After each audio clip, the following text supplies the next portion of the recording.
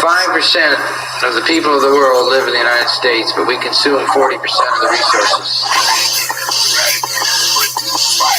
No matter what damage we do to the earth, get out of God's divided the street. I could have us fighting one another instead of the real monsters separate us through the vision of free. They say religion.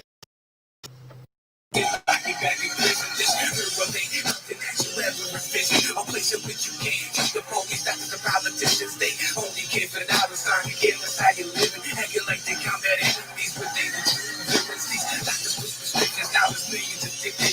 It's ignorance and disease that got millions infected. Or is it done by design? Some type of evil intention to keep us standing in line. And never dare to ask questions. Little war for your mind. It ain't no time to be guessing. We educate our young, cause every knowledge they impress us since the beginning of time. Just to make you feel lessons for when you stand up and rise against your oppressive arms.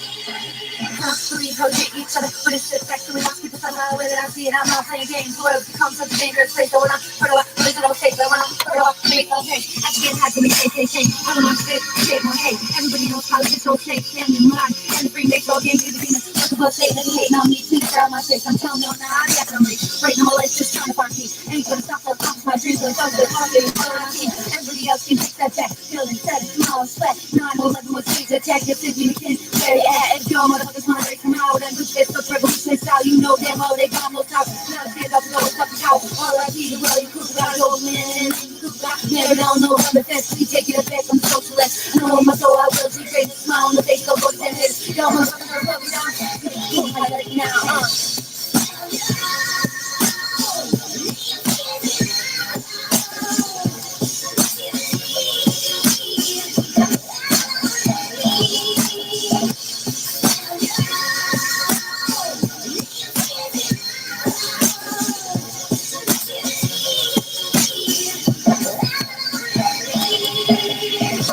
King said the issue is not between violence and nonviolence. It's between nonviolence and non-existence. Yes, I'm talking about a nonviolent revolution of consciousness. A consciousness that is able to understand how we're all inextricably connected to each other on this earth and to the earth itself.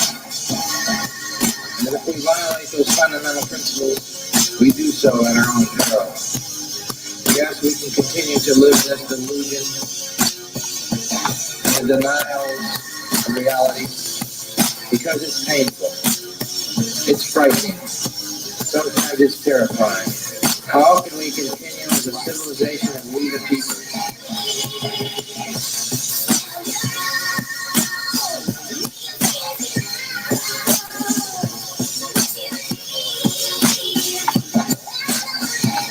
I'm liberated. I'm free to stand anywhere, any place, and tell them they cannot continue to kill mothers and fathers and children in my name as a citizen of the United States. And welcome back to another great night here on the Freedom Revolution Network. This is Clarity After Dark. I am your host, Scarlet Anonymous. My co-host, Red Gypsy, is not here with me tonight, but I hope that we can have a great show and I hope we can enjoy each other tonight. Come join us, come to the chat, come talk, come see us. I haven't been on as much lately. I've just been kind of taking some personal time. I think that's going to change now and we're going to be back and better than ever here on the Freedom Revolution Network. So thank you everybody for joining me tonight. Again, this is Clarity After Dark. I am your host, Scarlet Anonymous, and we're going to get on with some news tonight.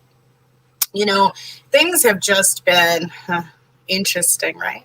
We've been having a lot of controversies, I guess is the best way to say. And we'll start out tonight with a top of the headlines. So we're going to go look at just some of the headlines that we've seen today, some of the things that have been happening. If you guys have any questions, drop them in the chat, as well as I will give out the call-in number here in just a moment. And then you guys can call in here with me and we can chit chat tonight here on Clarity After Dark. So, news headlines. I've got my frankincense burning. It's a good night, you guys. So it is June 20th, 2020. It is Saturday. We just came into a new day. The last people to come into a new day will be the West Coast here pretty soon. So, let's see what we've got. We've got a few interesting things happening. So yesterday was Juneteenth, which I think it's important to talk about Juneteenth because, for some people it is a relatively new holiday for them. Oh, I got bit up, you guys, at the garden tonight, so I apologize my inappropriate ankle itching, but you don't even understand how bad the bugs were tonight. They were so bad. So let's talk about Juneteenth first. Let's go there. Okay, so we're just gonna get the basic Wikipedia version of Juneteenth, and we'll talk about some Juneteenth history, some Juneteenth facts, and then we'll go into some of what's been going on, because I think that's important to talk about. It's a holiday is celebrating the emancipation of those who had been enslaved in the United States. It originated in Texas and is now celebrated annually on the 19th of June throughout the United States. And so it's also called Freedom Day, Jubilee Day, Liberation Day, or Emancipation Day, observed by Americans, especially African Americans, in 47 states of the U.S. I wonder why only 47. That's interesting, right? So let's just go and find some history about it, because like I said, a lot of people just didn't know about it, even around here. It wasn't something that everybody went to. It wasn't something that was super popular. There was a lot of violence that happened at our Juneteenth celebrations here. So a lot of people would never, as a teenager, I would never, to be honest, because it's just dangerous. I mean, you got past 8 o'clock and you really couldn't be out. So with that being said, let's talk about it though. So Juneteenth is the oldest nationally celebrated commemoration of the ending of slavery in the United States. Dating back to 1865, it was on June 19th that the Union soldiers, led by Major General Gordon Granger, landed at Galveston, Texas, with the news that the war had ended and the enslaved were now free. Note, this was 2.5 years after President Lincoln's Emancipation Proclamation, which had become official January 1st, 1863. The Emancipation Proclamation had little impact on the Texans due to the minimal number of Union troops to enforce the new executive order. However, with the surrender of General Lee in April 1865 and the arrival of General Granger's regiment, the forces were finally strong enough to influence and overcome the resistance. Later attempts to explain this 2.5-year delay in the receipt of this important news yielded several versions that have been handed down throughout the years. Often told is a story of a messenger who was murdered on his way to Texas with the news of freedom. Another is that the news was deliberately withheld by the enslavers to maintain the labor force on the plantations. And still another is that federal troops actually waited for the slave owners to reap the benefits of one last cotton harvest before going to Texas to enforce the Emancipation Proclamation. All of which or none of these versions could be true. Certainly for some, President Lincoln's authority over the rebellious states was in question. Whatever the reasons, condition in Texas remained status quo, well beyond what was statutory. One of General Granger's first orders of business was to read to the people of Texas General Order Number 3, which began most significantly with, "The people of Texas are informed that in accordance a proclamation from the Executive of the United States, all slaves are free. This includes absolute equality of rights and rights of property between former masters and slave, and the connection heretofore existing between them that between employer and hired laborer." The reactions to this profound news ranged from pure shock to immediate jubilation. While many lingered to learn of this new employer to employee relationship, many left before these offers were completely off the lips of their former masters, attesting to the various conditions on the plantation, and the plantation would be their realization of freedom. Even with nowhere to go, many felt that leaving the plantation would be their first grasp of freedom. The North was a logical destination, and for many it represented true freedom. While the desire to reach family members in neighboring states drove some to Louisiana, Arkansas, Oklahoma, setting into these new areas as free men and women brought on new realities. The challenges of establishing heretofore non-existent status for Black people in America. recounting the memories of that great day in June of 1865 and its festivities that would serve as motivation as well as release from the growing pressures encountered by their new territories. The celebration of June 19th was coined Juneteenth and grew with more participation from descendants. Why would I say decedents? Decedents would be dead people. Come on, Scarlett, get it together.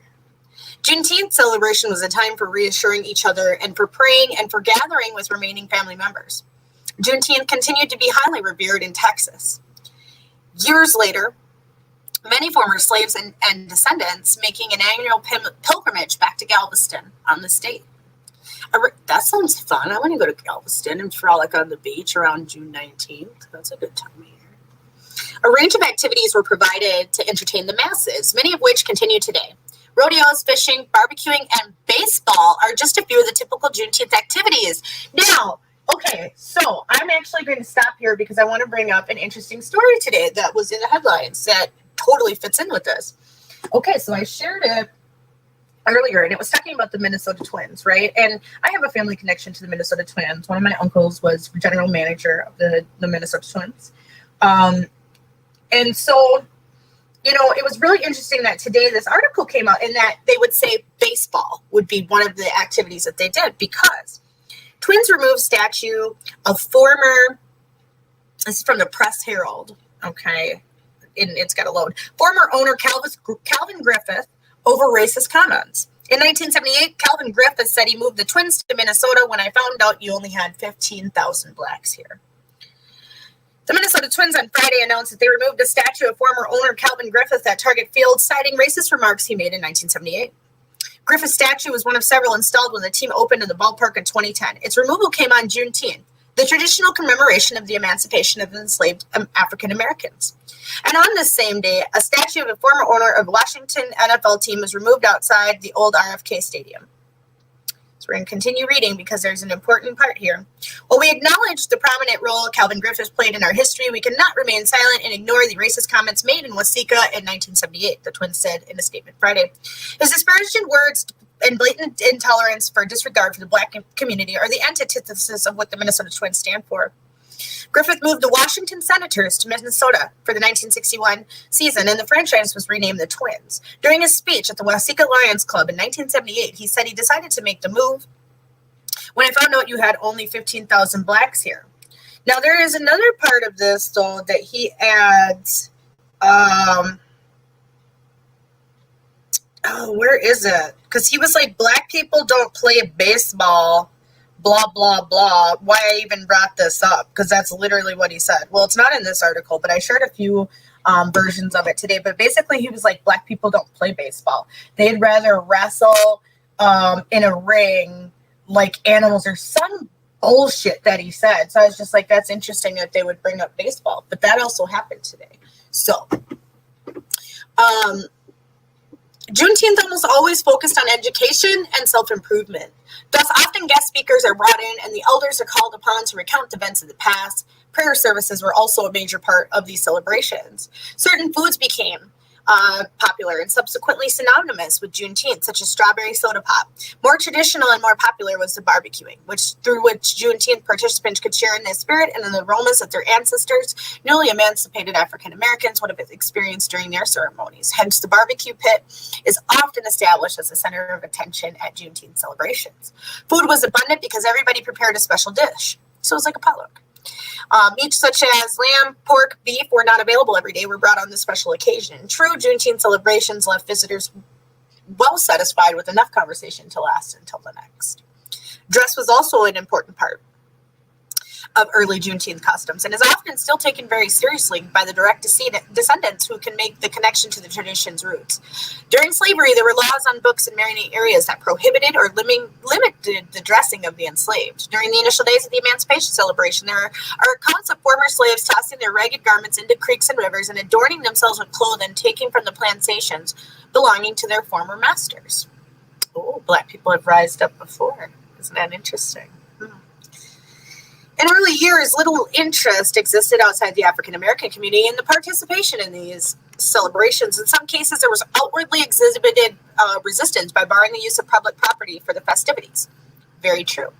Here in Minneapolis, there was a very small area of North Minneapolis that was basically allowed to have the Juneteenth celebration.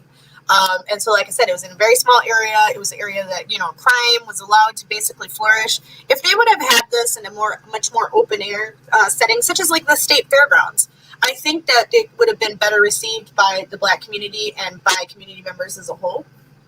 That's just my opinion, though. They said most of the festivities found themselves out in rural areas around rivers and creeks that could provide additional activities such as fishing, horseback riding, and barbecues. Often church grounds were the site. Eventually, African Americans became landowners, and land was donated and dedicated for these festivities. One of the earliest documented land purchases in the name of Juneteenth was organized by Reverend Jack Yates. This fundraising effort yielded $1,000 and made it possible to purchase of Emancipation Park in Houston, Texas. In Mexia, the local Juneteenth organizer purchased Booker T. Washington Park, which had become the Juneteenth celebration site since 1898. There are accounts of Juneteenth activities being interrupted and halted by white landowners demanding that their laborers return to work. However, it seems most allowed their workers a day off, and some even made donations of food and money. For decades, these annual celebrations flourished, growing continuously with each passing year. In Booker T. Washington Park, as many as 20,000 African Americans once attended during the course of a week, making the celebration one of the state's largest. Economic and cultural forces led to a decline in Juneteenth and participants beginning in the early 1900s. Classroom and textbook education in lieu of the traditional home and family taught practices stifled the interest of youth due to less emphasis and details on the lives of former slaves. Classroom textbooks proclaimed Lincoln's Emancipation Proclamation of January 1st, 1863 as a date signaling the end of slavery, and mentioned little or nothing of the impact General Granger's arrival on June 19th. The Depression forced many people off the farms and into the cities to find work. In these urban environments, employers were less eager to grant leaves to celebrate this date. Thus, unless June 19th fell on a weekend or a holiday, there were very few participants available. July 4th was already the established independence holiday, and a rise in patriotism steered more towards the celebration. A resurgence in the civil rights movement of the 50s and 60s yielded both positive and negative results for Juneteenth celebrations. While it pulled many of the African American youth away and into the struggle for racial equality, many linked these struggles to the historical struggles of their ancestors. This was evidenced by student demonstrators involved with the Atlanta Civil Rights Campaign in the early 1960s who wore Juneteenth freedom buttons. Again, in 1968, Juneteenth received another strong resurgence through the Poor People's March to Washington, D.C. Reverend Ralph Abernathy's call for people of all races, creeds, economic levels, and professions to come to Washington to show their support for the poor. Many of these attendees returned home and initiated Juneteenths in the previous areas absent of such activities. In fact, two of the largest Juneteenth celebrations founded after this march are now held in Milwaukee and Minneapolis. That's crazy because not that many people even get to go to Juneteenth. So that's interesting that we have one of the largest celebrations here, but you got to think Texas actually started it. And why wouldn't some of the largest celebrations be there? Ooh, that's interesting. Texas blazes the trail. In January 1st, 1980, Juneteenth became an official state holiday through the passage of Al Edwards' and African-American state legislature. The successful passage of this bill marked Juneteenth as the first emancipation celebration granted official state recognition. Edwards has since actively sought to spread the observance of Juneteenth all across America. And they're now talking about that now. Should Juneteenth be a national holiday? And I think it's one step in the right direction. Absolutely. Why not recognize that day? It was a day of darkness, but also light. It was ending one chapter that was absolutely horrible and awful, not stopping racism, but just allowing Blacks in America to have a different life. So they say in modern times, Juneteenth is enjoying a phenomenal growth rate with communities, organizations throughout the country. Institutions such as the Smithsonian, Henry Ford Museum, and others have begun sponsoring Juneteenth-centered activities. In recent years, a number of local and national Juneteenth organizations have arisen to take their place alongside older organizations, with the mission to promote and cultivate knowledge and appreciation of African American history and culture. Juneteenth today celebrates African American freedom and achievement while encouraging continuous self-development and respect for all cultures. As it takes on a more national, symbolic, and even global perspective, the events of 1865 in Texas are not forgotten, for all the roots tie back to this fertile soil from which a national day of pride is growing. The future of Juneteenth looks bright as numbers of cities and states creating Juneteenth committees continues to increase. Respect and appreciation for all of our difference grow out of exposure and working together.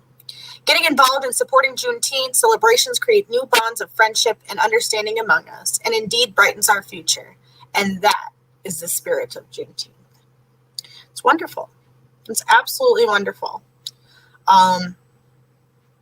So if you guys didn't know about Juneteenth, that's a little bit of Juneteenth history, to just kind of let you know. So, let's see. Oh, I can't even see the comments. Crap.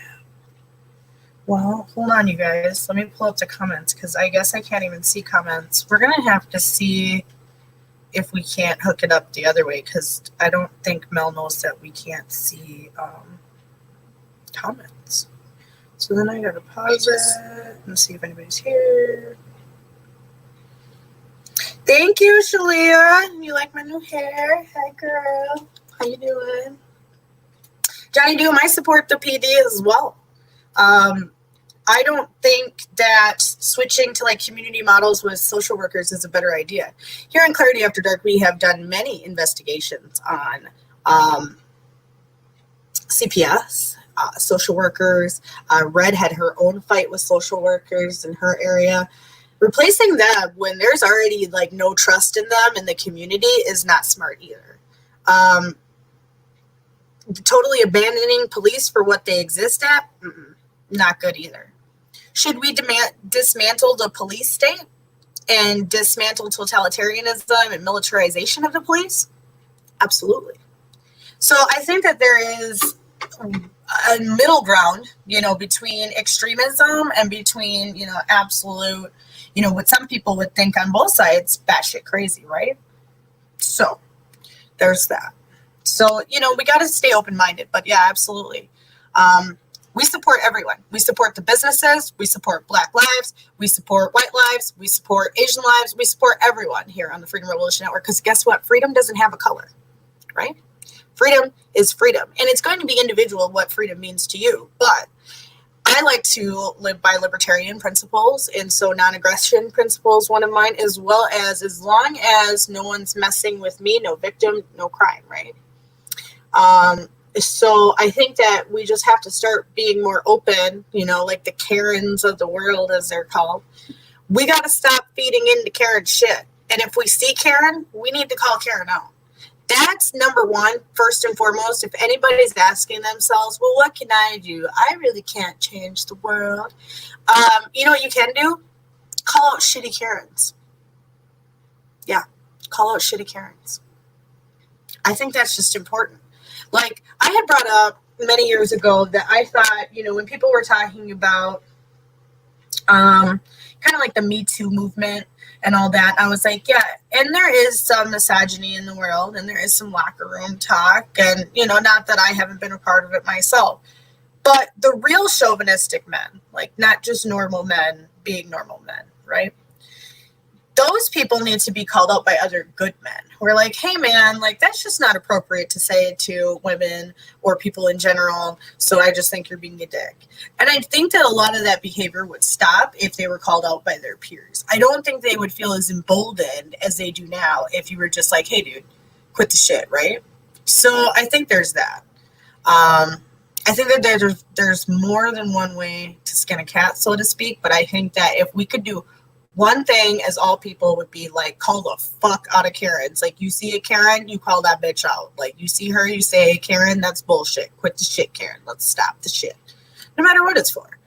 I think if more people would stop just being a spectator or concerned how others react, and just be like, hey, that's shitty behavior. And like, at least when you're in my presence or around me, I don't tolerate shitty behavior. So goodbye.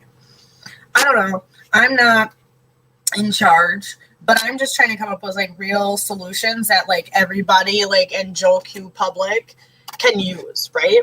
Because I think if we don't, and we come up with all these comprehensive legislations and just, you can't legislate people to act right, right? I just don't think that's the way you get people to move. That makes people drag their feet. So there is that. Crap, I can't see all of the comments. This is crap. We're going to have to hook it up different because I can't see the comments. I won't be able, I got to sign into DLive and look at them that way and Twitch that way. And crap. So if you guys want to come talk to me, come to YouTube. Okay? Thanks. I would appreciate that because I can at least have YouTube open while I'm watching the comments. So yeah, let me actually open up YouTube. I got Twitch open for Freedom Revolution Network. Twitch TV/Freedom Revolution. I'm going to see if anybody's talking over there. Let me mute myself so I don't have to hear myself come through. There we go. So, and we don't have that much of a delay, so we're maybe like 15 seconds behind. So, come join us there. Oh, crap. I put down all my windows. I can't do that. That's crap. Okay, come back. Thank you. All right. Got it. Work with me here, people. It's been a while. I'm a little rusty. Okay? Like, we haven't been here with you guys in a while. And Dwayne is doing some crap. I don't know what Dwayne is doing. But at the same time, we've got a lot going on. Okay, it replays my... Oh, wow. Oh, hello, everybody. Now I see everybody's chat, but... Okay, so, like, Shalia, a Karen is, like, for instance... Like, have you ever seen these videos of, like, women... I didn't see that. I miss Facebook, too. I'm just behind on the times. So, I see everybody's comments. Hi, Pam. Hello, everybody. Hello. So, Karens are, like, these... white women, I guess, is what the best way to say. Who, like the guy who was out barbecuing with his family, it was a black family that was barbecuing. And then you've got this guy and you've got her saying you can't barbecue, screaming at them, calling the police. Like, that's a Karen. The guy who was just in Central Park, who was bird watching and asked a woman to put her dog on a leash, but then was like interacting with her dog, right? And gave the dog a treat. And she was like, what's in the treat? What are you feeding my dog?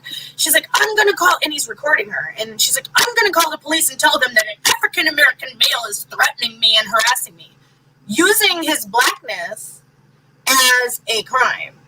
Of which then Karen, that black men get beat by the police, right? Because you wouldn't use that unless you knew that wrath was going to come down, right? So that is, and then she sat there and like almost strangled her dog. Okay, almost strangled the dog. And then even after that, continued to scream and like on the dispatcher, like tried to make it seem like she was like in true danger. She's like, he's harassing me. Like she freaks out and like loses her shit. Okay, she just lost her shit. And it was so interesting to watch her just melt down, knowing that she could use his blackness against him as like this tool. And I'm glad he recorded it. So that would be Karen's. Okay, so if you missed the whole like Karen thing, Karen memes, who's Karen, Becky with the good hair. Okay, these are all euphemisms for busybody people, right? Like, it's like the old Gladys Kravitz, but like Gladys Kravitz didn't get in your biz, right? She was just peeping through the crack of the window.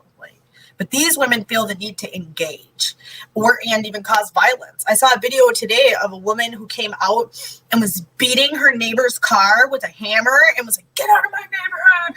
You don't belong here. Go back to where you came from. Blah. And then this black lady came out of her house and she was like, boop, and snatched her up by the hair and was like, tell me to go home. Tell me to go home. I dare you to tell me to go home. And she snapped, dude. Like, she had that lady, like, hemmed up. Like, it was wild. Like, but that would be a Karen. She called her Becky, but same thing. Like, Becky, Karen. It's a euphemism for a busybody person who gets in for no reason. Like, not that you had an altercation with this person. Just, like, they attack you just for being you. It's a really interesting thing. So, it's kind of like one of those pop culture things that at first I was like, Karen. But then, like, there's a new episode for, like, this Karen show, like, every week. Like, Karen's, like, always, and it's a different Karen every time, right? It's not the same Karen because it's just a euphemism. But it's an interesting thing. So, that's Karen's. So, just if you wanted to know, Shalia. I appreciate you. I'm gonna like everybody's stuff. So yeah, you can come on Facebook too as well, Freedom Revolution Network. I believe it's like FR Network or NTWK or something like that. If you're like searching on, just search Facebook. Freedom Revolution Network. That's easy.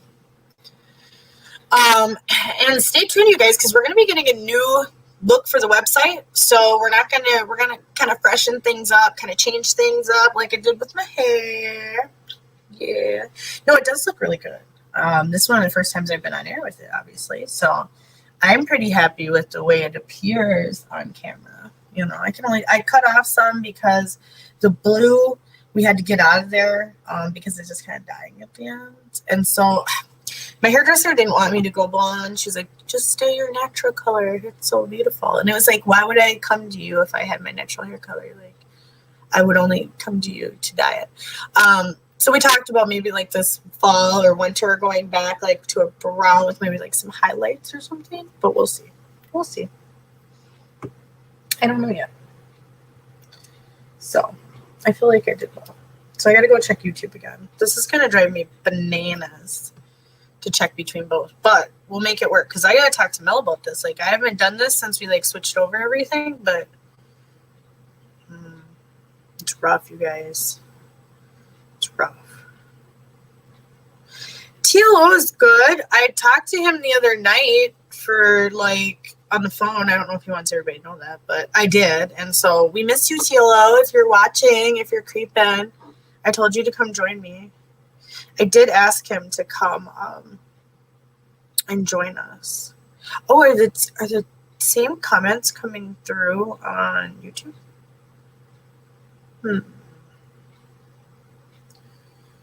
Sharp as a tack. Yes, girl. My dad used to say that, like, you look as sharp as a tack. Getting it. Thank you. I appreciate that. That's a good compliment. So I guess Restream brings the comments over to Facebook. So we'll see.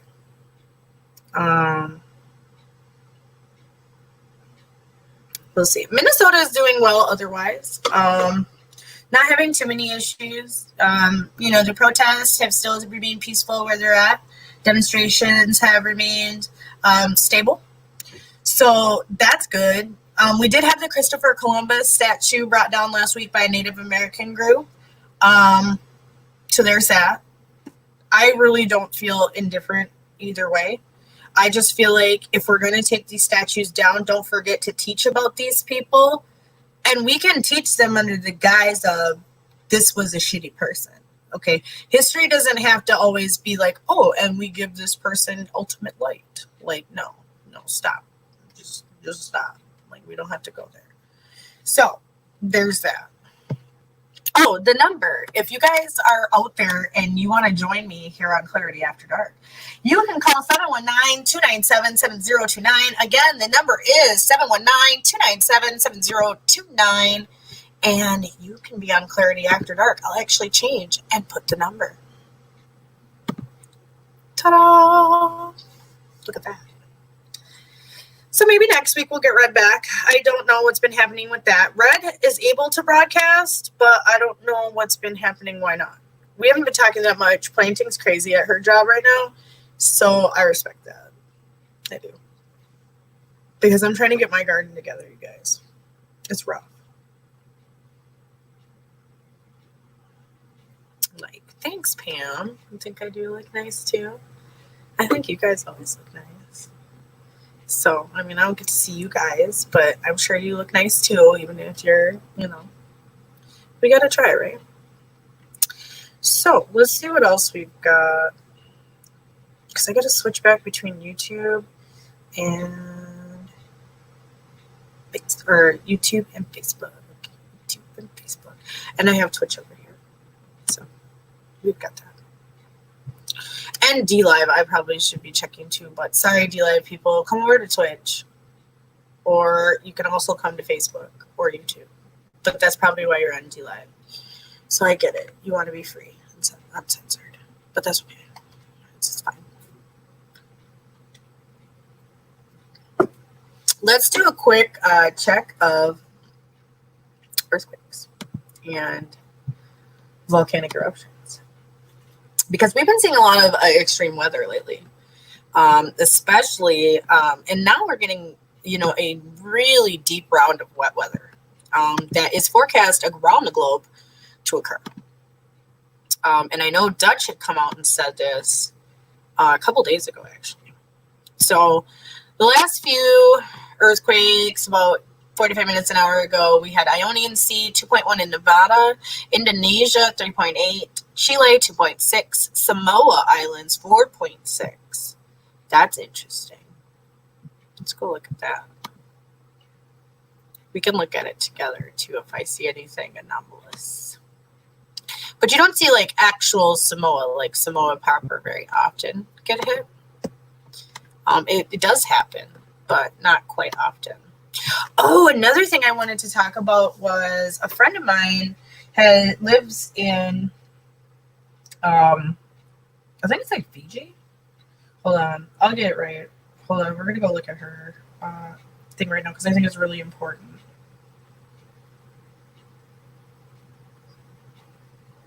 Okay, so a friend of mine, Cherie, is over in Fiji.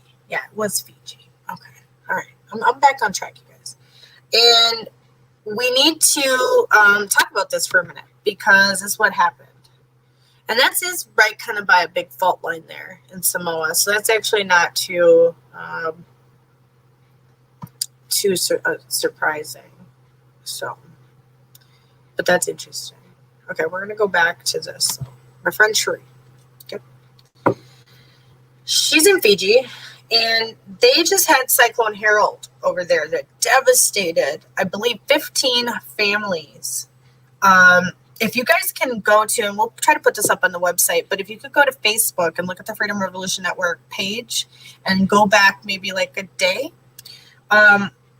there is a GoFundMe running for Cyclone Harold Fiji. And my friend Cherie is organizing this fundraiser. It was created a while ago, but where they're still having issues with Cyclone Harold all these months later, right? So we need to think about these people when these things happen. Oh, my bug bites, you guys. This is so awful. A total of 15 homes were damaged, so I was correct with that. They were destroyed. Now they're at their village hall. They're looking for money for tarps, tents, and building materials to rebuild. So if we can try to help those great people, and you can also donate to the Freedom Revolution Network, go to freedomrevolutionnetwork.com, and then go to donate to the revolution.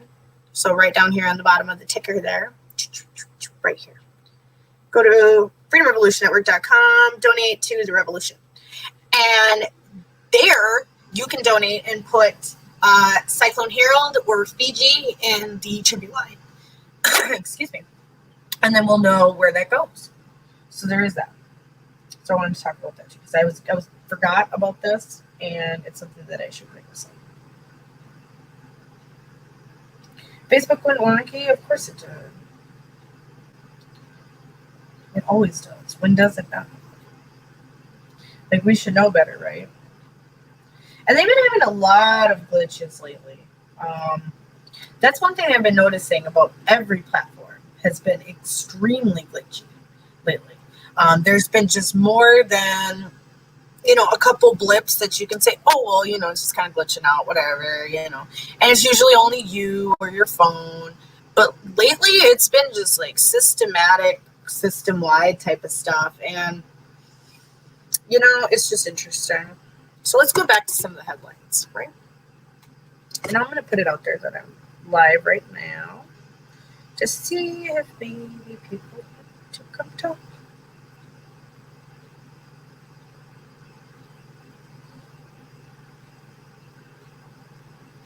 I'm going to give them the call-in number because I'm still waiting. Again, the number is 719-297-7029. Please call in and come talk to us on Clarity After Dark.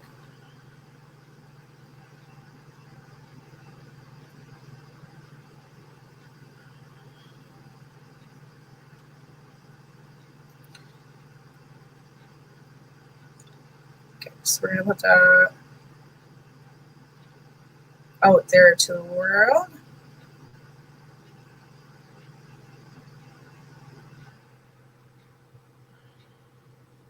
There we go. Let's see who's up. Let's see who wants to chat. We can see what's happening tonight. You know, one of the posts that we had put on the Freedom Revolution Network that I thought was interesting, in 1933, Hitler appointed Hermann Göring Minister of the Interior. And his first orders were to defund and eliminate police, so that they would not interfere with his brown shirts, whose mission was to riot, burn, beat up, and kill citizens in an effort to sway the elections. You know, with only 5 months left to the election and the way that, you know, Joe Biden was just failing at life in general, you know, I think that it's making a big wake-up call to Democrats. And I think it should. For here in Minneapolis, for instance, Representative Eric Lucero today at the last meeting of the special session that Governor Walz called for due to the riots. At that session, he spoke and, you know, really kind of broke it down in a way that I haven't heard any other representative kind of do. And I thought it was really important, you know, that he tried to make it seem as though he understood. You don't hear that too much compassion, you know, lately. But the one important part that he said was, you know, they claim that they need more, you know, welfare type programs, you know, now that the riots have happened and there's, you know, additional community stress and all these things, right? But he said at the same time, for 50 years, Minneapolis has been in control by Democrats. They have had the governor's office for most of that 50 years. They've definitely had the Minneapolis mayor's office. They've also had district attorney. They have also had many of the other important roles in society. So, you know, for them to claim that this is, you know, systemic racism from somewhere else or this or that, they have had their own people in power for a very long time, long enough to where you'd have continuity to make things happen on a platform, right? Like, let's just think about that. You know, the dictators and people of the world who got to reign for a long time, for instance, like 50 years, usually had very tight control, which means that they know exactly what a powder keg Minneapolis was, right? So I think that some of the blame needs to go on them, truly, because Republicans aren't the ones who had control. Tim Pawlenty was governor for maybe 2 terms, and Jesse Ventura, I believe, was 1 term, maybe 2. 1 term. I want to say it was 1 term. That, in my lifetime, have been the only non-Democrat governors. Before that, Arnie Carlson held the governor's office for like 24 years. Right? Because I guess there's like no limit on how many times you can be elected governor. So you can just like stay governor forever. Right? So I think people need to start, instead of pointing the blame maybe at everybody else, you know, is the grass really greener on your side of the backyard, right? Are you taking care of things in your own neighborhood? Are you making sure things are for the better in your own way that you're able to handle? Not anything above and beyond, not anything that's made for government, but what you can handle, right? And that's a question everybody's going to have to ask themselves at this point. Let's see what we got going on. Oh, let's talk about Aunt Jemima, y'all. Okay, Aunt Jemima. And Uncle Ben's and the Cream of Wheat Man. Okay. Now, when they removed All of these people. And now, mind you, the only person I really feel is like minstrelly, in that minstrel aspect, is Aunt Jemima, right? Because we've known that's been used as like a colloquialism for like mammies and Southern, women, like the cookie jar shit, right? Okay, they're real disrespectful. So I get the Aunt Jemima stuff, but Uncle Ben's, what was Uncle Ben doing that looked like a minstrel? He had like a little suit on and I believe like a little bow tie or something, or a red tie or something like that on the Uncle Ben's box. Cream of Wheat Dude. Now, Cream of Wheat Dude does look like he's like serving like in one of those 1930s like movies. So okay, I get it. Cream of Wheat guy. He does kind of look like the servant, right? And a lot of Black people were always portrayed in servant roles, right? And that's a part of our history. It's been a part of movies and film. And just like the movie The Help that came out, that was a recent movie that brought back a lot of issues. I can speak about this, I guess, because now, people have passed. But, my grandmother worked for Carl Pohlad, who was the owner who I just talked about, who was racist, sold it to Carl Pohlad in 1991, I believe, right before like the World Series occurred and all that, or like 1990, 89, something like that. Anyway, as like a housekeeper, and they were, this is not being stereotypical, but they were a Jewish family, and they were used to having Black help.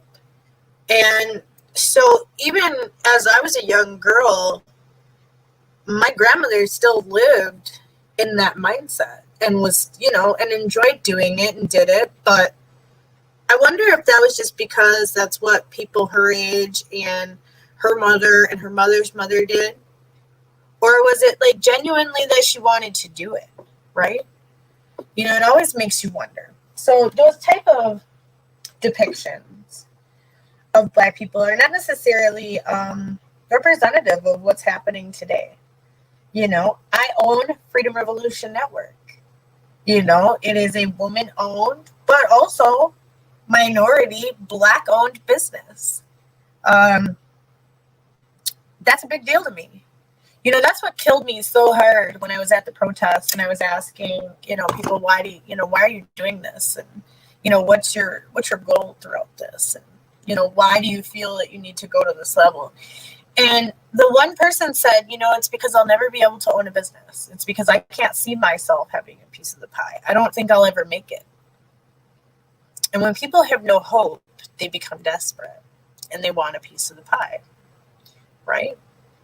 And they're going to get it however they can take it, okay? Because they're tired of sitting around watching everybody else have something while they have nothing, while the rest of the world has forgotten them. Everybody acts like it's so easy to just, pick yourself up by your bootstraps and move on. Well, for everybody, that's not an easy task. Yes, we'd like to think that they could and, survival of the fittest, but is it survival of the fittest or do we have humanity? So, it's really interesting. I think that the whole issue with the packaging, especially going back to that, is one step to try to just stop the stereotypical, crap. Like I said, I don't see the Uncle Ben's thing.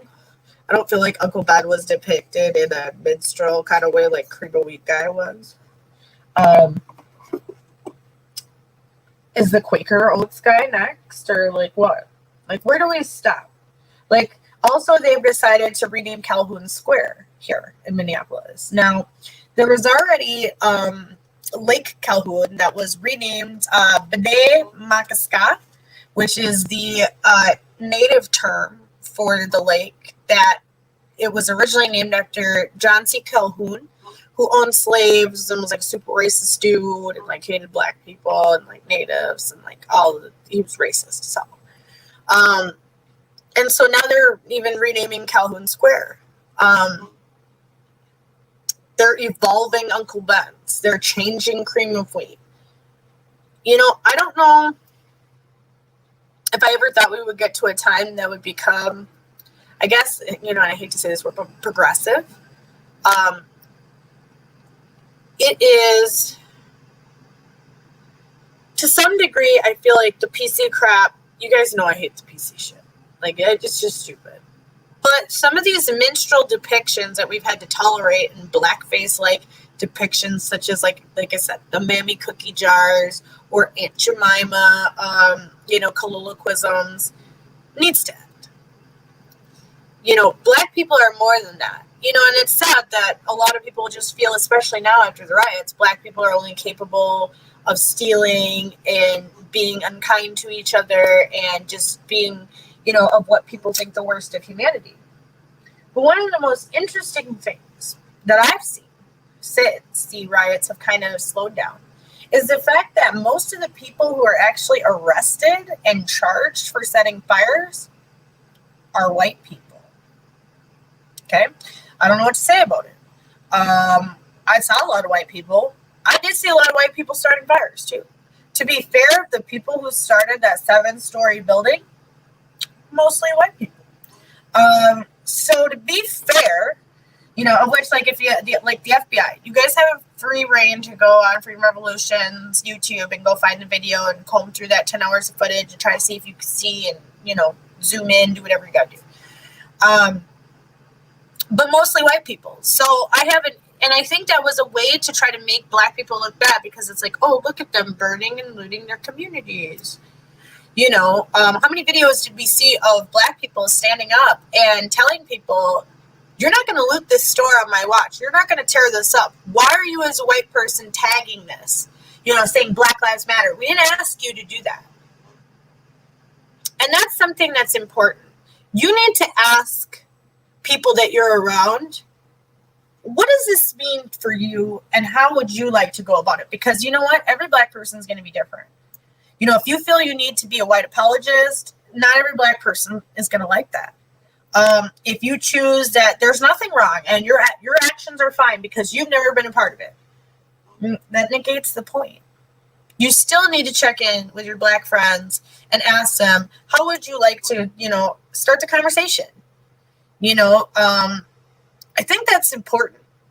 But I don't think groveling or apologism is the way to, like, make things better, because somebody's always going to take advantage of someone's guilt, right? So we have to be very careful about how we go about this. But I think the first thing is just having conversations, talking to people, asking what they would like. It might be, for most people, honestly, it's just as simple as, especially once you start looking into stuff, I never quite understood what was going on. And I'm sorry for that. That alone acknowledges any ignorance that you didn't have a part of, but now you know. And now you have heard this person. You've acknowledged their feelings and how things have happened to them, right? Because one thing we always say at Clarity After Dark is, your thoughts create your reality, right? And so if your thoughts create your reality, everybody's experience is unique as they are, right? I'm actually going to say my tagline. I'm going to actually bring it up so I can read it to you guys. Because when you really think about this is a true factor and statement. They say, so here we go. So one thing that I said is acknowledge each person's unique experiences of life and connection to their civilization by individual cultures, making the collective conscious, thereby making each one of us and our lives unique and a special cultivation deserving of understanding, righteousness, forgiveness, love, and truth. Okay? That's real. It's important. Because somebody else's life experiences may not be yours. But you cannot tell someone else how to feel. You didn't experience these things. stuff didn't happen to you in the same way. And so I think we always say, oh, shoulda, coulda, woulda, but you didn't live their life experiences, right? So we got to remind ourselves of that, because, you know, one thing I brought up to Mr. Tire tonight is I said, you know, I get some of the issues between whites and blacks, right? Because some blacks have never had good experiences with white people. And so therefore, if they see white people, they try to create bad experiences, right? But then I've also seen white people who, when they see black people, try to create bad experiences as well. And until we can kind of break that apart and stop both sides from doing it to each other, we're going to have a hell of a time. But I think that that's step one. You know, there's got to be a way that we can show black people who have been hurt by white actions and whites who have been hurt by black actions that not everybody's like that, and nor should you treat it that way, right? So I think there are ways that we can come to conclusions, and I think we will. But there are so many people who are not even ready to have the conversation and just say, nope, I'm right, you're wrong. Nope, nope, nope. None of that's happening. There's no racism. This is bullshit. But you didn't have those experiences. But you didn't see it. But you didn't experience it. You didn't hear it from friends. You didn't hear it from family members. You didn't hear it from cousins and aunts and uncles. You see? So when someone's thoughts and what they're told in their experiences create their reality, you can't change that. But we need to try to help them get to a place of comfort, right? And concern. So, let's see. Let me try to get this link to a friend, and hopefully we can open up the messenger to send it. Okay, send a message to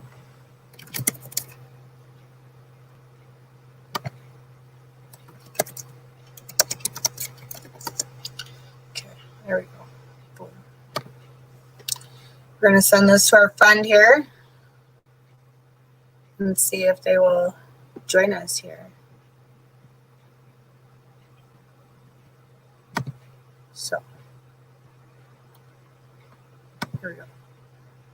All right. So hopefully it's sent. I don't know if it did or not. Here we go. So we'll see. We might get a guest. We might get a friend. We'll let you know. Okay, so again, like I said, let me pull up the number for you guys. The number is 719-297-7029. If you want to join Clarity After Dark with me, Scarlet Anonymous, only on the Freedom Revolution Network. And if you guys like what we do here on the Freedom Revolution Network, think about donating to the Freedom Revolution Network. Without you, we cannot continue and keep growing and get bigger. So we are powered by you, the viewers, donations. So we appreciate you guys. Everything you guys donate, everything you guys help us out with, we are more than thankful and grateful for that. So when you go to freedomrevolutionnetwork.com, at the top, you can hit the donate tab. If you like what Freedom Revolution Network's about, do you like to support our shows? Our monthly or one-time donations going to help us improve the quality of our online community and shows. To have your donation go to a particular show host, please use the tribute feature and put in the show name or host name, or for like the items. Like I said earlier, we also have like Garfield's Fund and a couple other things. Just put what you would like your donation to go to. If you also want to donate to our station equipment fund, that is always open to help new journalists who are coming in obtain the equipment possible to go on air. You can also be a monthly donor, where a monthly donation will come out every single month, and you can be a friend of the revolution. So think about joining us there.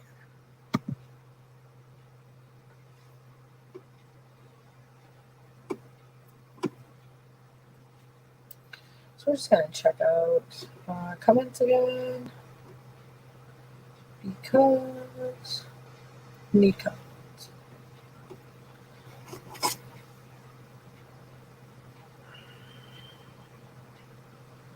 It's rough, you guys, bouncing back between the comments. I didn't think it was going to be this difficult. I need Mel. I need Mel to help. Help me, Mel. So we'll talk to Mel tomorrow, or I guess Monday, because tomorrow is fun.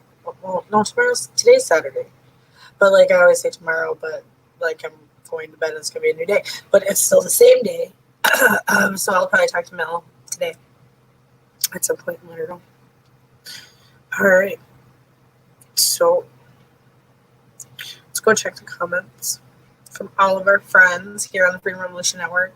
Like I said, come join me. Consider donating to the Freedom Revolution Network. Also, think about My Patriot Supply. My Patriot Supply offers survival dehydrated food packs, water, air purifiers, seeds, storage solutions for off-grid and preparation. Copy that link down specifically like that, and that's our affiliate link. We get a small portion of that. If you help out the Freedom Revolution Network, we appreciate you. We also have that on our webpage. So if you'd like to go there and pull it from there, when you see the banner on the side, or if you go into the FRN General Store, you can also find the listing there for My Patriot Supply. So it's awesome. So thank you. Why are we not loading? Why are we not loading? We'll see. Okay. I wonder, do we have any more comments? Hello. So hello everybody watching out there on Facebook and everywhere else. We're gonna, like I said, we're gonna do a little quick volcano and earthquake update as well. So we're gonna do that right now. Actually, I said I was gonna do that and then I stopped. I got sidetracked. I apologize. You guys in the comments keep me on point. So we have seen a slowdown, I guess, of activity. Lots of Nevada activity, so we want to watch that. It's swarming out a little bit. Are these normal? Are these foreshocks? Are we seeing an increase of activity for a reason?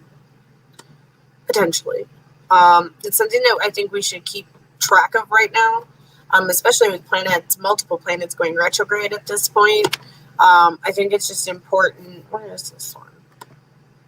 I'm trying to pull up the map so I can see where it's at. Outside of, Hawthorne, Nevada.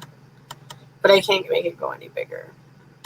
Now let's pop these coordinates into Google Earth. Let's go do that.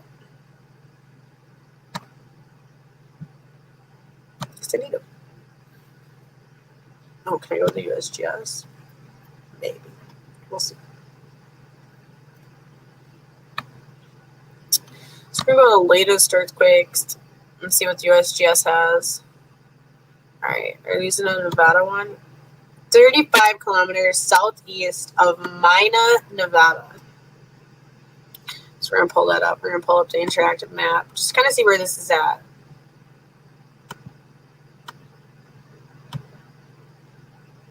This is in the Monte Cristo Valley.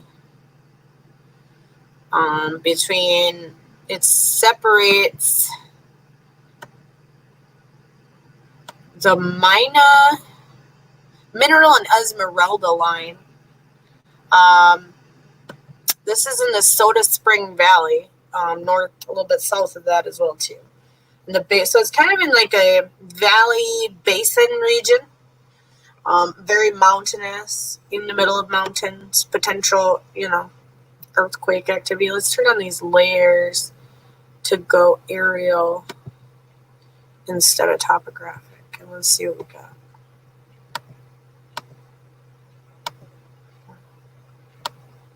Oh yeah, this area looks like it had some volcanic activity in the past, off to the north flank from where this position is. Some red potential basaltic type lava to the south with like red type rocks, and a little to the northeast. So it's at 38.198 degrees north, 117.836 west. That's interesting. Well, I should have screen shared that. I missed the opportunity. Sorry, you guys. I'm trying. Work with me. I'm trying. That's all I can do.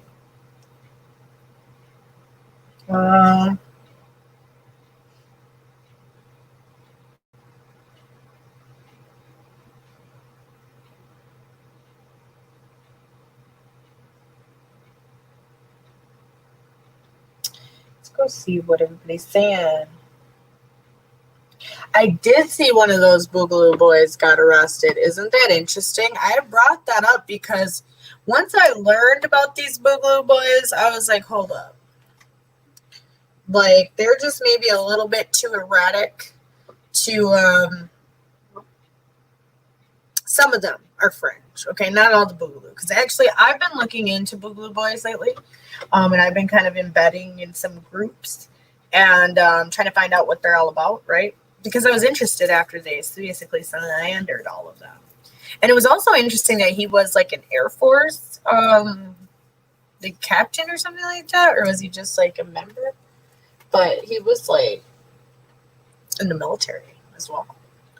And the one thing about the Boogaloo boys is that some of them actually want to create and spark the next like American Revolution. A lot of people say it like Civil War, I guess, but I would more say like American Revolution style. Like, they're not trying to have like us versus them. They want like tyranny versus freedom type thing. But then like the problem with that is how do you have urban warfare when you wouldn't be able to identify your enemy clearly, right? So that's the only issue that concerns me about that type of fantasy that some of the Boogaloos carry, but not all. You know, I'm learning more about them, like I said, and so we'll have some interesting undercover information here eventually. So just stay tuned to that. Let's see what else we got here.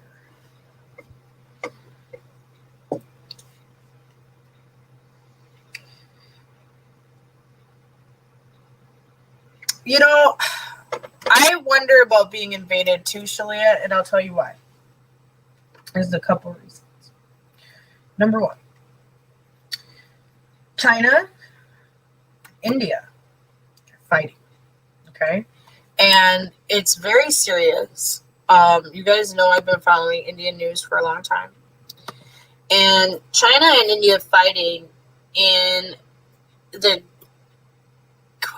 Gundwad Valley? Let me go to Republic World and see what's happening right now, actually. RepublicWorld.com. And 30 people have gotten hurt. Okay, China reiterates sovereignty claim on Galwan Valley, accuses army of crossing LAC, okay, which is the line of actual control. Chinese NBC said on Saturday issued a statement about the Galwan Valley face-off and has claimed sovereignty over the land and accusing Indian army of crossing line of actual control. It has claimed sovereignty over the valley, and China's foreign ministry spokesperson Zhao Lijian has claimed that Indian soldiers have unilaterally built roads, bridges, and other facilities at the Galwan Valley. Moreover, the statement added that the Galwan Valley is on the Chinese side of the line of actual control, in the west section of the China-India boundary. Accusing China of provocation, China has claimed that Indian border troops in the early morning of May 6 crossed the LAC and trespassed into China's territory. After talks, military and diplomatic channels, the statement claimed, India agreed to withdraw personnel who crossed LAC and demolish the facilities. Furthermore, it said per the consensus reached at the commander-level talks was the Indian side, which agreed to withdraw but later refused. Now, see, the Indians say it happened the other way around, that the Chinese were building roads where they weren't supposed to and facilities and all these other things. And they said that they're not allowed to do this. And then that's how it started. So that's interesting. Acknowledging for the first time the physical conflict between the two sides, led to casualties. China also asserted that their foreign minister, Wang Yi, during his phone conversation with External Affairs Minister Minister S. Jaishankar, demanded India to carry out a thorough investigation and severely punish those who breach the consensus and agreements between the two nations. India has already rejected China's claim over the valley, calling it exaggerated and untenable. As we've conveyed earlier today, External Affairs Minister and the State Councillor, the Foreign Minister of China, had a phone conversation on recent developments in Ladakh. Both sides have agreed that the overall situation should be handled in a responsible manner and that the understandings reached between senior commanders on the 6th of June should be implemented sincerely. Making exaggerated and untenable claims is contrary to this understanding. So, yeah, I don't know. I don't trust China, obviously.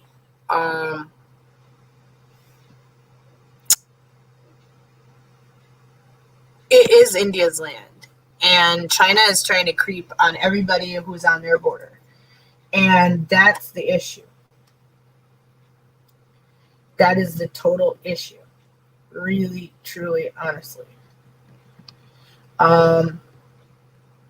They were, fighting each other, with sticks and clubs. It wasn't even like bullets that killed all those people over there. It was just like clubs and bullets. So we're going to have to see. We're going to have to see what happens. So that's something that we need to watch, because if they go into war, I could see them trying to distract us here with our own fight, so then we're not paying attention to them in China and what they're doing. As well as we've got to watch North Korea, because they recently blew up their joint commissions building or something like that. It was basically like a North Korean, South Korean embassy. That's interesting. We haven't heard much from Russia lately. What's Russia doing? Okay. Democrats would probably say colluding for the election. But where are they? How come we haven't heard nothing from Russia? What are they doing? Awfully quiet since COVID. Just saying. We haven't heard much from Russia. So what are they doing? All right. So Russia's in Venezuela. Oh, that's interesting. Well, yeah, and they've been there, and they also are in a few other countries down there too, because China's down there too. China has a lot of control of South America as well as Africa. China basically has their hooks in everybody at this point. If it's not the United States that's owning land, it's the South America, it's Africa, it's Asia, it's everywhere. The Chinese have put their hooks in everybody, basically, in my opinion. So we'll see. I don't know. That's going to be something very interesting that we're going to have to keep watching, because we don't know what's going to happen with that. But I do think that if we keep an eye on it, it's Rush. So.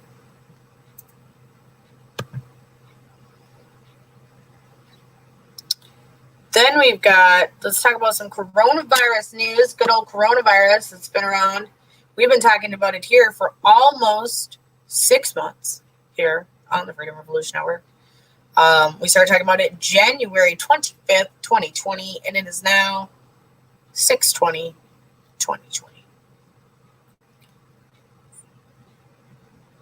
So Thursday, and this was updated June 19th, World Health Organization's chief declares new and dangerous phase of the pandemic after 150,000 cases in a single day, highest since the start of the crisis. Thursday's 150,000 new cases is the highest so far in a single day, and half of them are in the Americas. Okay, now let's just stop right there. You want to know why it's the highest so far in a single day? Anybody want to take a guess? I'll tell you why. Because now there's more tests. Of course there would be more cases if you have more tests. Okay? You can't just say, oh, it's the most cases ever. But we didn't have 150,000 tests 6 months ago. We had 5. You know what I mean? the state health authorities were only able to do like 20 a day, and like then maybe 100 and maybe 1,000. So of course. So WHO Chief Tedros Adhanom Ghebreyesus said the virtual briefing in Geneva, the virus is still spreading fast, it's still deadly, and most people are still susceptible.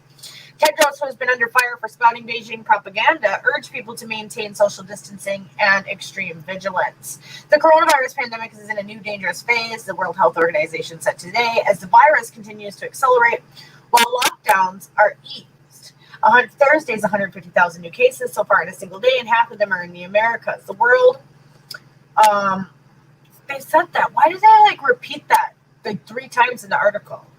Tedros, who has been under fire for spouting Beijing propaganda, urged people to maintain social distancing and extreme vigilance. Yesterday, as well as in the Americas, a large new number of cases were coming from South Asia and the Middle East. The UN Health Agency stressed the importance of track and trace technology as an essential element in preventing the spread of the disease. Hans Klug, the regional European director, said also a second wave in the autumn was possible. Speaking at a Russian-centered briefing on Thursday, we have the seasonal influenza and there's a possibility of a seasonal effect on the virus, but we're not sure yet that then we will see a second wave. So the lesson is we have to implement what we know works. And at the core of the strategy is to find as early as possible, isolate, test suspected people from COVID, and if needs be, treat them without any stigma or discrimination. At the same time, governments need to track and quarantine contacts. Contact tracing is an essential element of the strategy, but there's no single solution. His comments came a day after UK MPs were told the government's contact tracing smartphone app, previously heralded as a fundamental pillar of the country's response to the pandemic, could be scrapped. On Thursday, Downing Street made a dramatic U-turn over its delayed tracking app and scrapped its own model in favor of another, which had been developed by tech giants Apple and Google. Dr. Klug said a community engagement with lockdown rules was crucial to help block the spread of infections, particularly with summer approaching when people may be more inclined to congregate. He added, "We are not out of the woods. Lockdowns and social distancing have gained us time. Where we have an opportunity, we must grasp it to strengthen our preparedness and readiness of our emergency services and our routine health system delivery. That means hoping for the best, but preparing for the worst. A likely resurgence of COVID-19 across countries through regions and towns and communities, and as a popular saying goes, we count our chicks in the autumn, but this depends on how we act now." Dr. Kluge warned that I have never heard the popular saying, we count our chicks in the autumn. I've never heard that. This man lied. He warned that alarm bells should be ringing for Europe as COVID-19 is still in the active phase in many countries. He said several countries are continuing to see face incidents, while the others are seeing an increase in numbers, such as North Macedonia, Armenia, Azerbaijan, Uzbekistan, and Israel.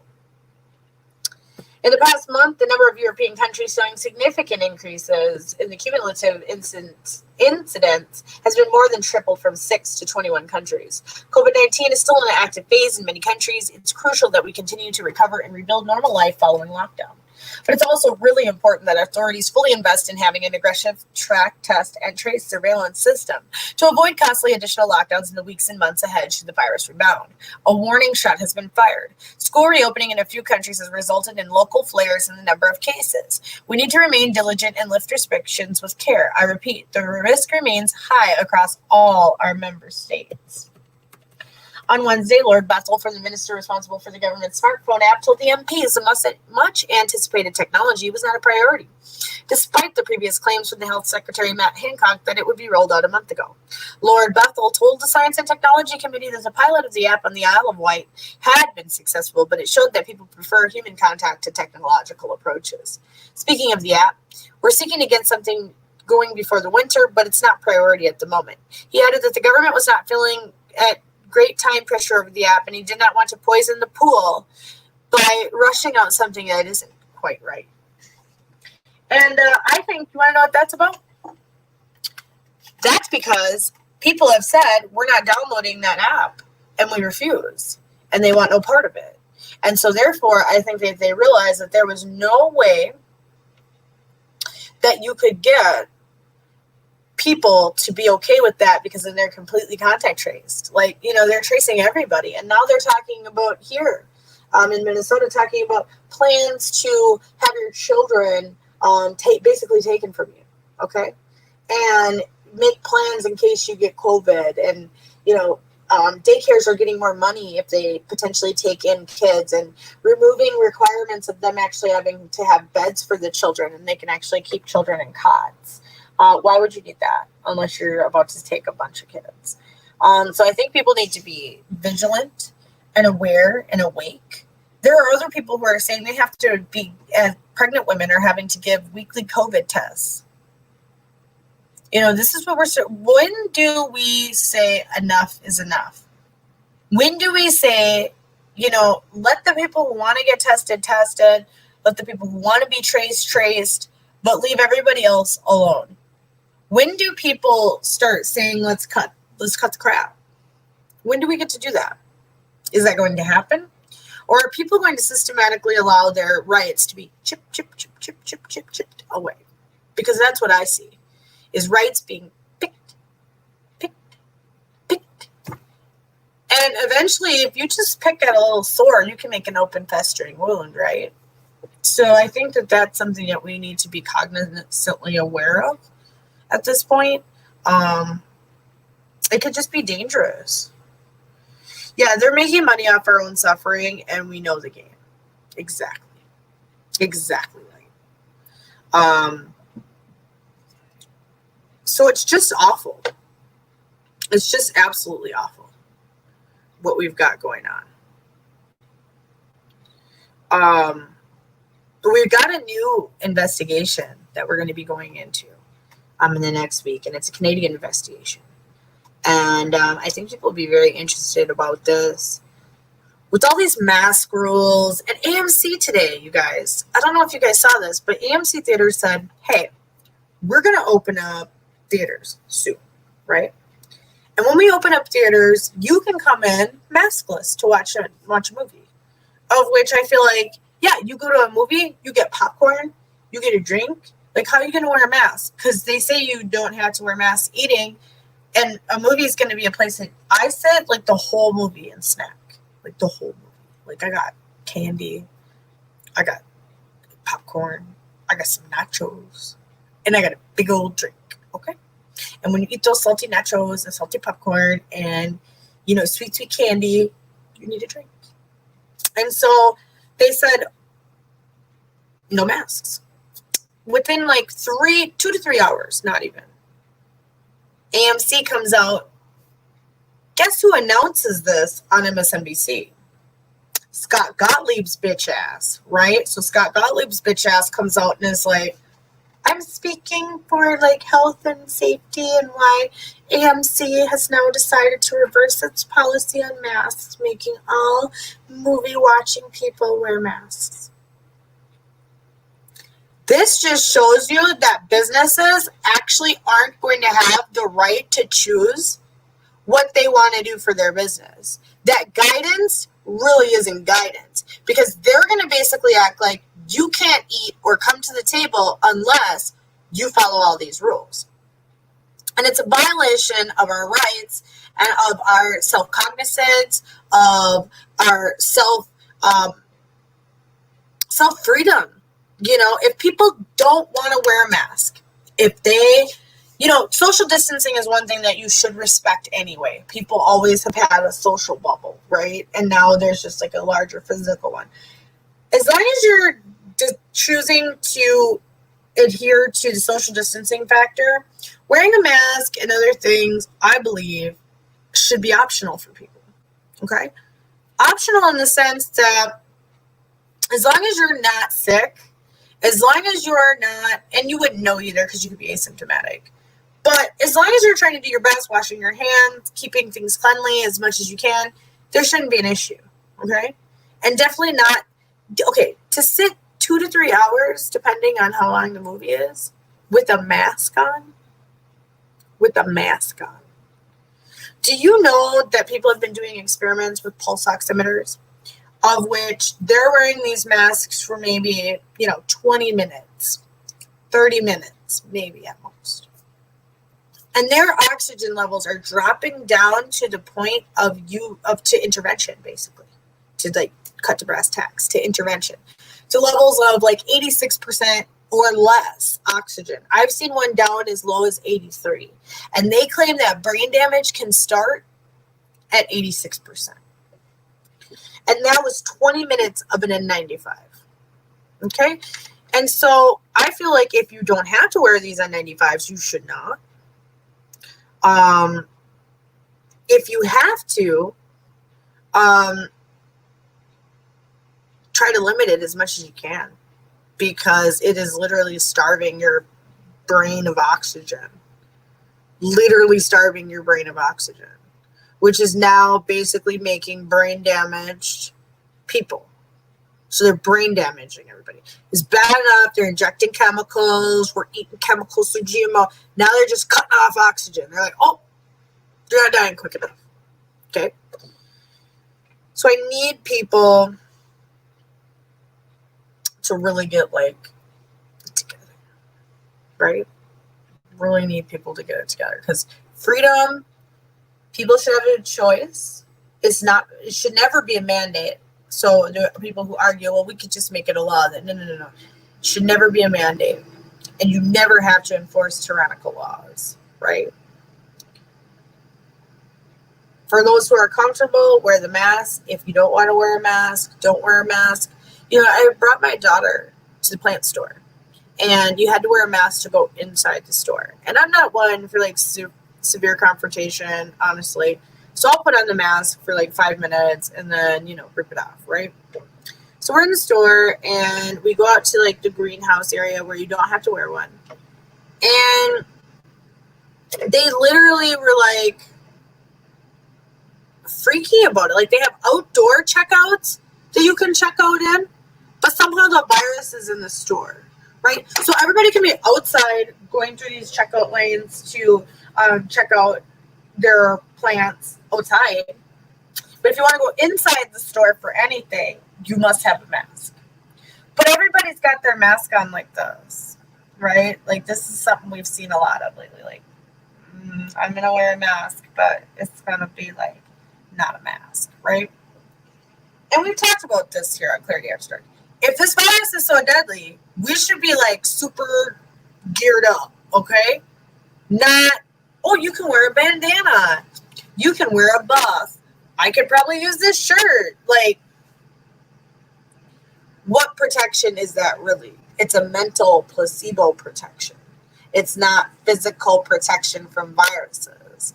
It's not N95 grade masks that keep you protected. It's not face shields and physical suit PPE and throwing everything away in biohazard. Like, no. This is not that. So, what are we going to do? Because this is becoming an issue that if we don't start, like, talking about this, they're just going to keep pushing this narrative until we have, like, no rights. Or the second wave is going to happen, and they're going to crush the economy, crush businesses, crush us even harder than we were the first wave, right? That's just what I see at this point. I don't know how we can have anything different, right? So it's really interesting to me. That's the one thing I can say. You can pass out with them on, Pam. It's so true. Two little boys in China died from wearing them during gym class because they made them wear them during gym class. They've been causing pleurisy. And pleurisy is a lung infection, like an infection of the lining of the lungs from like rebreathing in your CO2. Pleurisy. Okay. These are not good things. Not that the virus, if you catch it and you happen to be susceptible to the more terrible version of it, not that that's great either. People are having lifelong consequences who are catching the virus. Their lungs aren't healing. They have mental changes, mood changes. They're saying like they're turning into like new people after it, which again, we should probably be concerned about, right? I mean, really, truly, probably should be concerned. But at the same time, too, we can't stop our lives.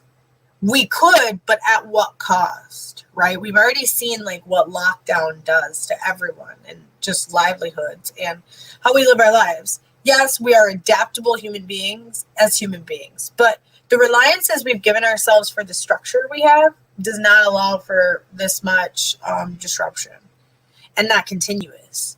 There are articles that are stating like they believe like 44% of businesses won't come back. 44%. What does that mean for everybody else? What does the future look like?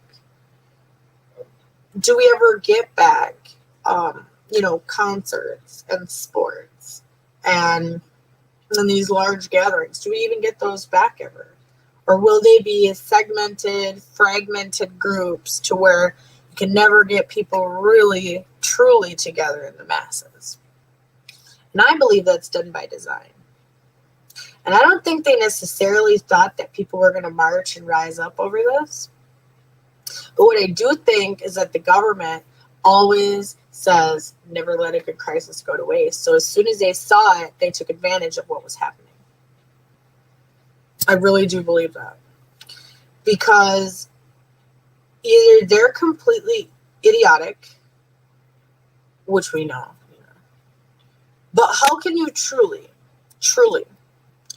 support one protest that is for free speech and all such stuff, and not support the other that was for free speech, freedom, rights to open your business, right to freedom of association, things that we've been granted? It's the only part that bothers me. Both protests have their place.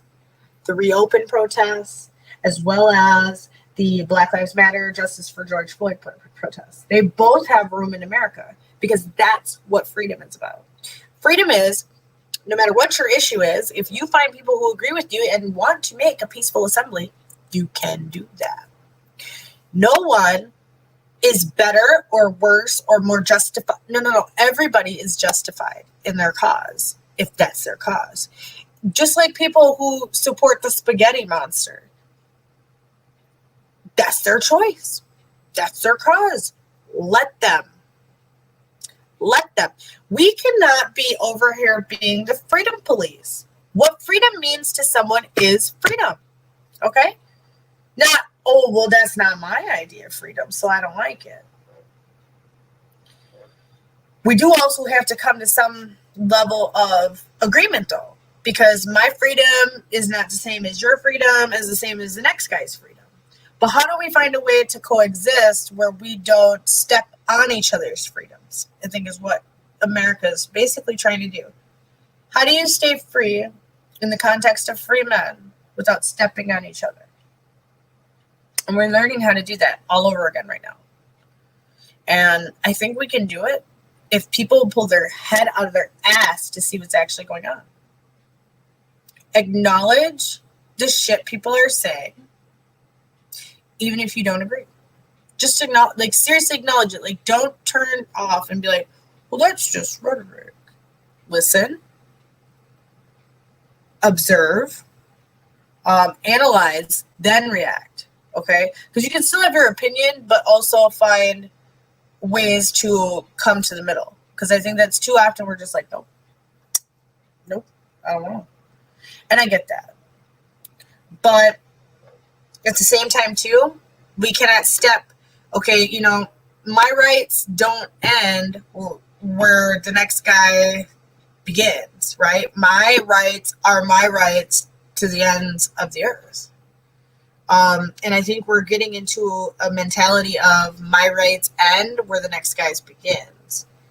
And I'm not going to be stepped on in that way. Don't tread on me. Don't tread on me. That's real. Antifa came out with that bullshit ignorant flag that was like the black power fist grabbing the Gadsden snake saying, we will tread on this. Tread on me. Tread on me. Try it. Try it. And there's a lot of other patriots who feel the same way. I'm for freedom in all forms, for all people, for all things. things. Freedom to exist, freedom to be, freedom to love, freedom to express.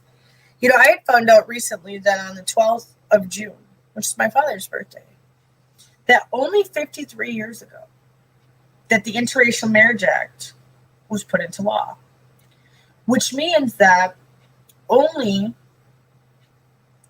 maybe, I guess 8 years after that. Well, no, I guess it was like 53 years. So like when my dad was 10, 11 years later, he exercised his right. And so that was a new thing now to be with my mom. And there was no precedent for that. Like that had only been around for 10 years legally to where they could even marry. Really think about where we are in the society when you're quick to say these ideas or these problems don't exist, right? It's the only thing I think that it's hard for people, but it's easy for me because I am more, I guess, center right at this point. I'm not far left, or I'm not far right, but I'm not left leaning right. I'm like that centric middle right. Or I guess you could say all around centric. You know, like this world's smallest political quiz for libertarianism, like put yourself in like the middle of all that. But at this point, I see the need for reform. But also, I see the need for ideas to expand. And for certain themes to catch on, and for other things to let go. And we have to remember that this time is also a spiritual experience. And so things that will be coming into our lives that will eventually no longer serve us, right? And so we have to pay attention to that when these times come up, when they bring up uncomfortable feelings. Maybe that's because it's time to let go. Maybe that's because maybe you didn't act like that or it didn't happen to you, but maybe it's time to let that idea or that paradigm fall, right? That's what I think more people need to sit down and think about.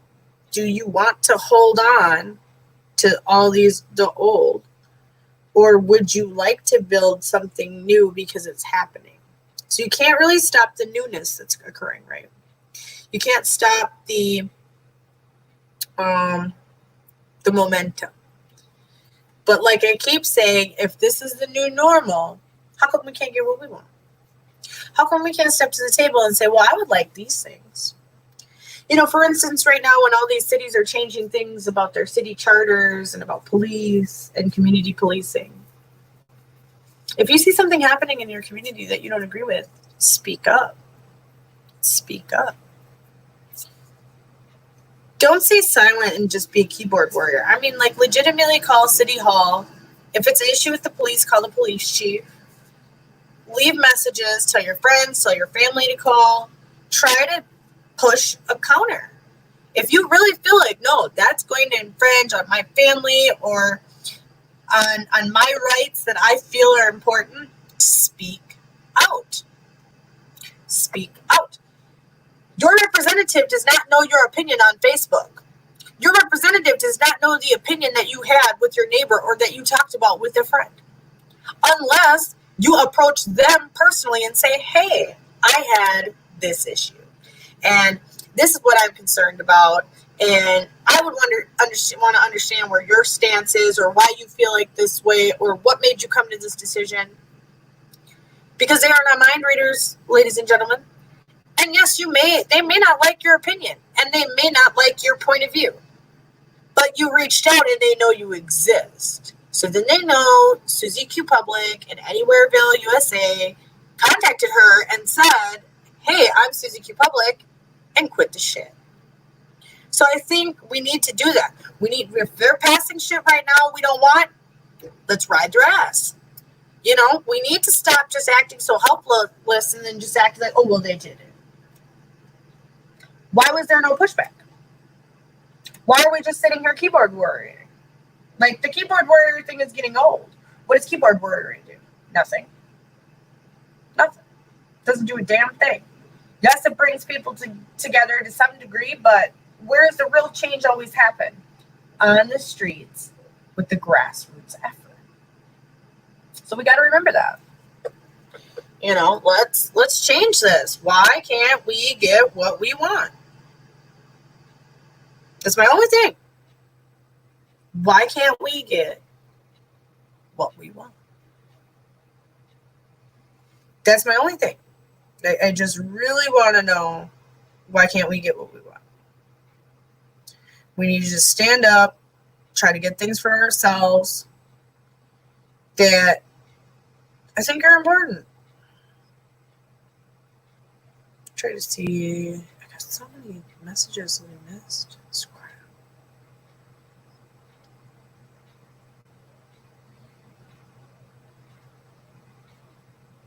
Let's see.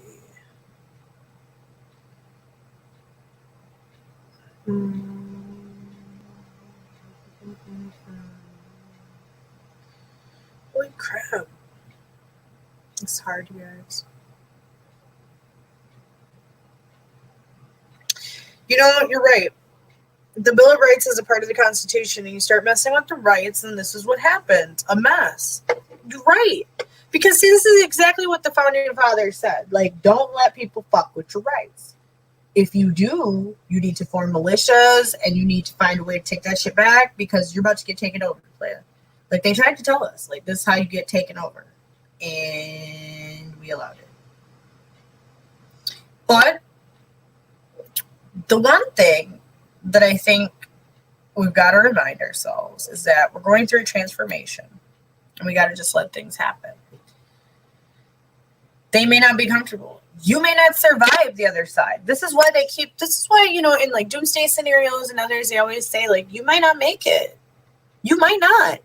And that's a really scary thing for all of us to think about. Nobody wants to think about their own mortality throughout this. But I think that if you have a strong enough connection with Creator or Spirit, at a certain point, you got to realize, well, if I get taken out, I get taken out.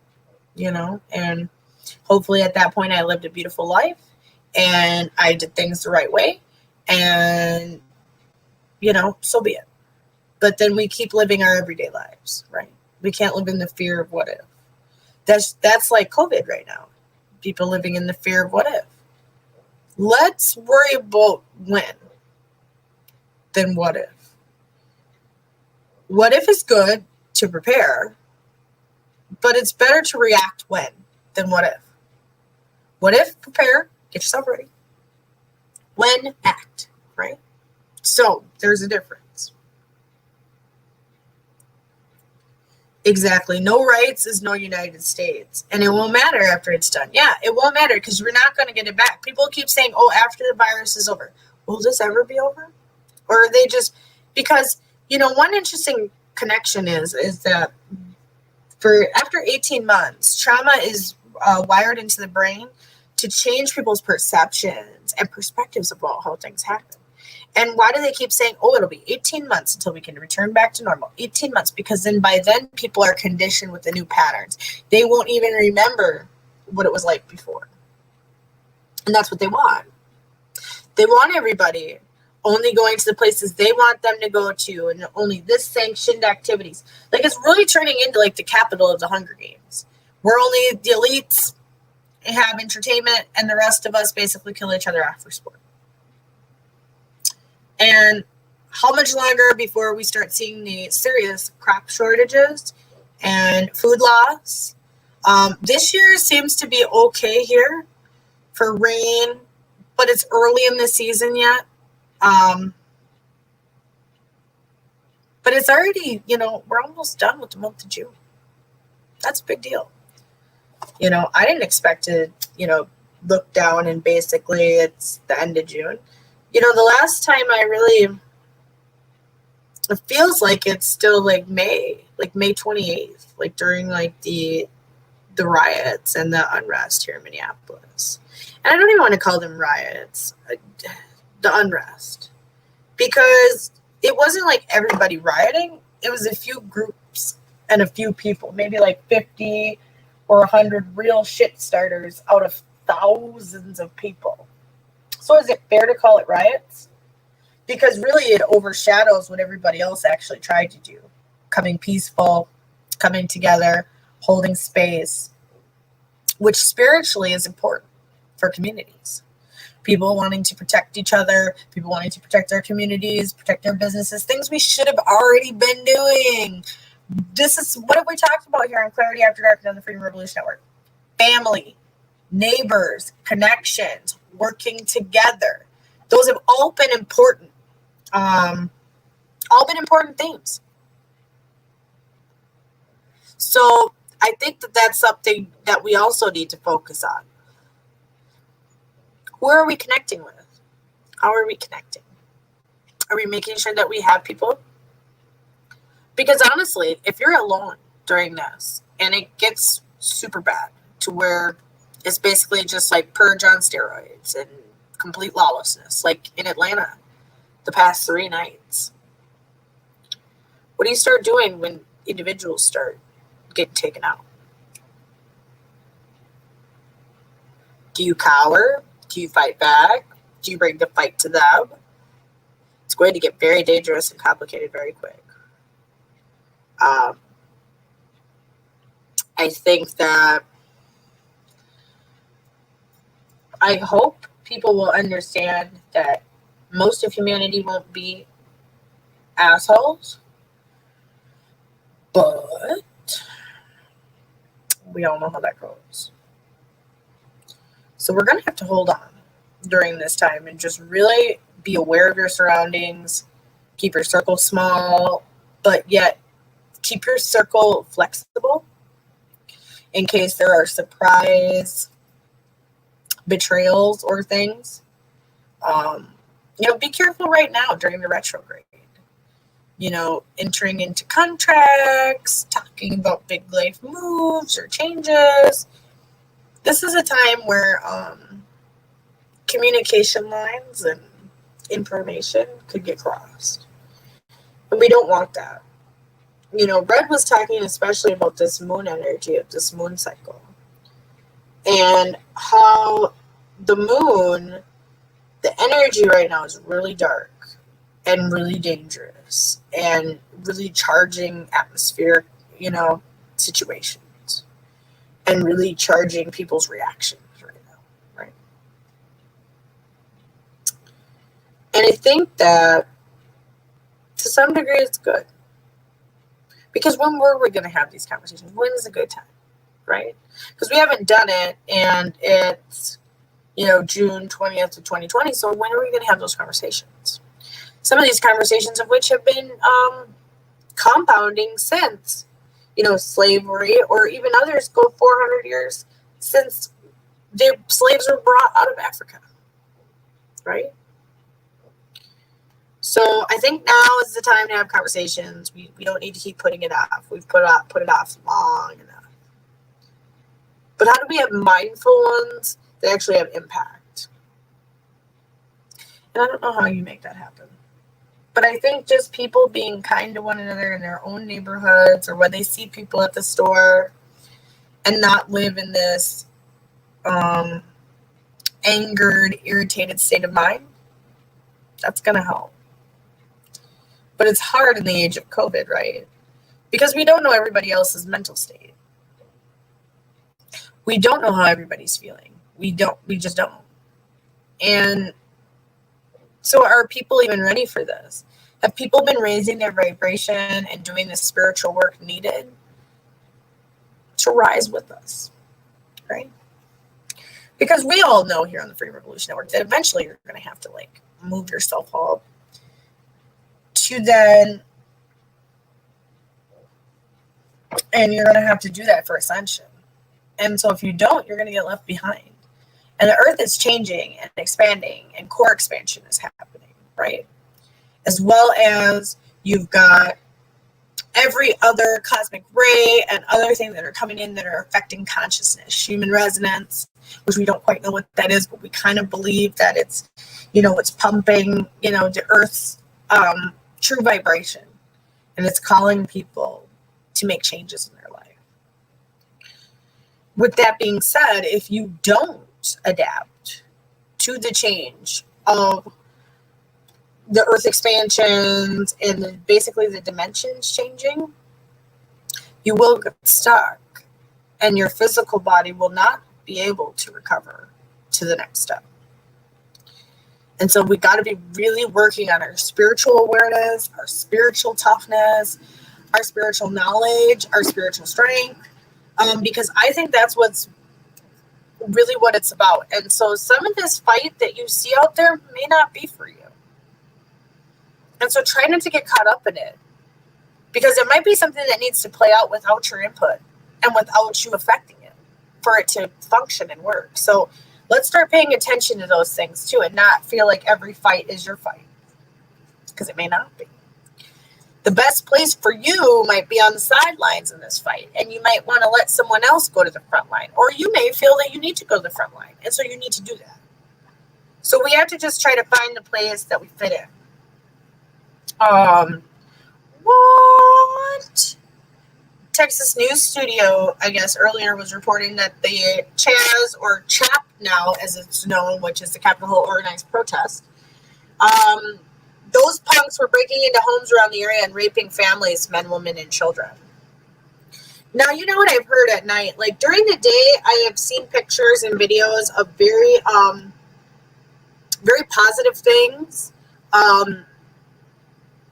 Meals being shared, rogue gardens being put up in the middle of the city, where they're trying to grow their own food to survive.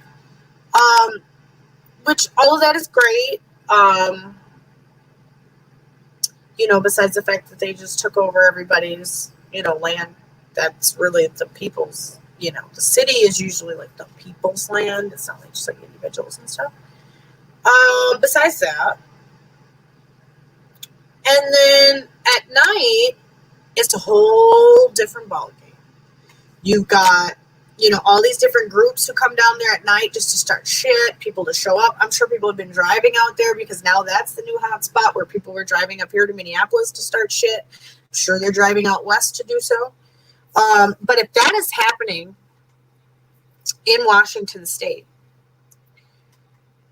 people need to get ready and lock and load. Seriously, lock and load. It's time to lock and load. If they're busting into individual homes, it is time to protect you and your family. Okay? You cannot let these people feed off your fear and take advantage of you and turn you into a victim. No. That is absolutely insane to hear. Why do they think that they have the right to affect anybody else's property? I get going after government property, government buildings, city equipment, right? I get that.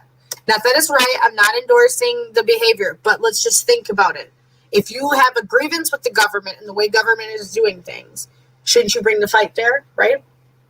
And not to individuals that you don't know their affiliations or connections. How do you know the person's door you just kicked in wasn't just out there with you protesting a few hours earlier? Or it doesn't support what you support.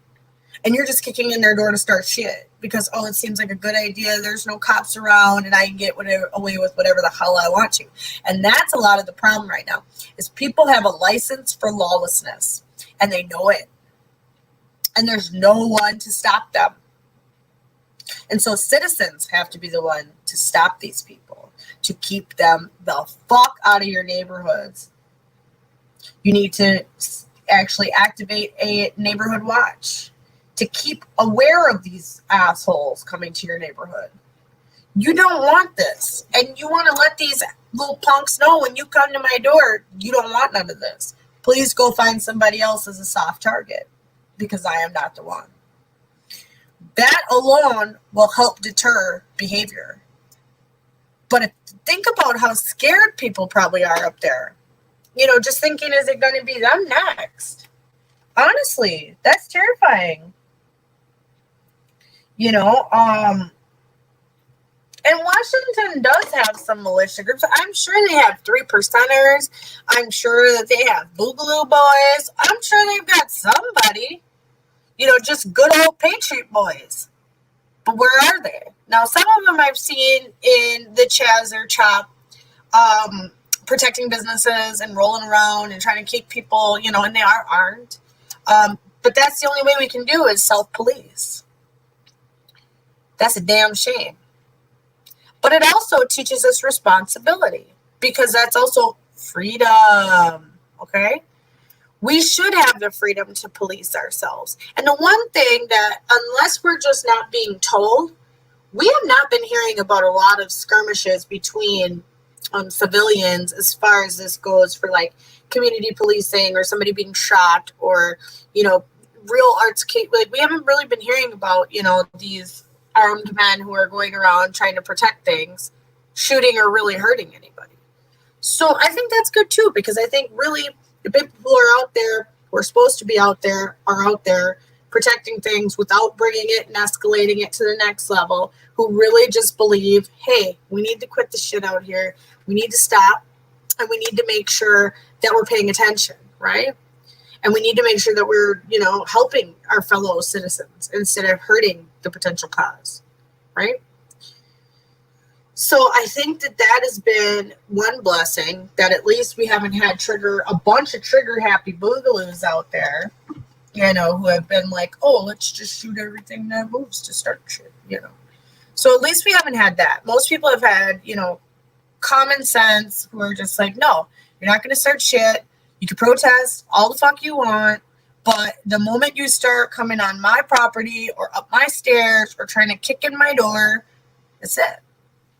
And I saw a video the other night, and I don't know where this was. I can't like verify where it was, but it could have been, I guess, Seattle or somewhere, where they had this mob was coming down the street, and then they like kicked in somebody's door and just like ran in.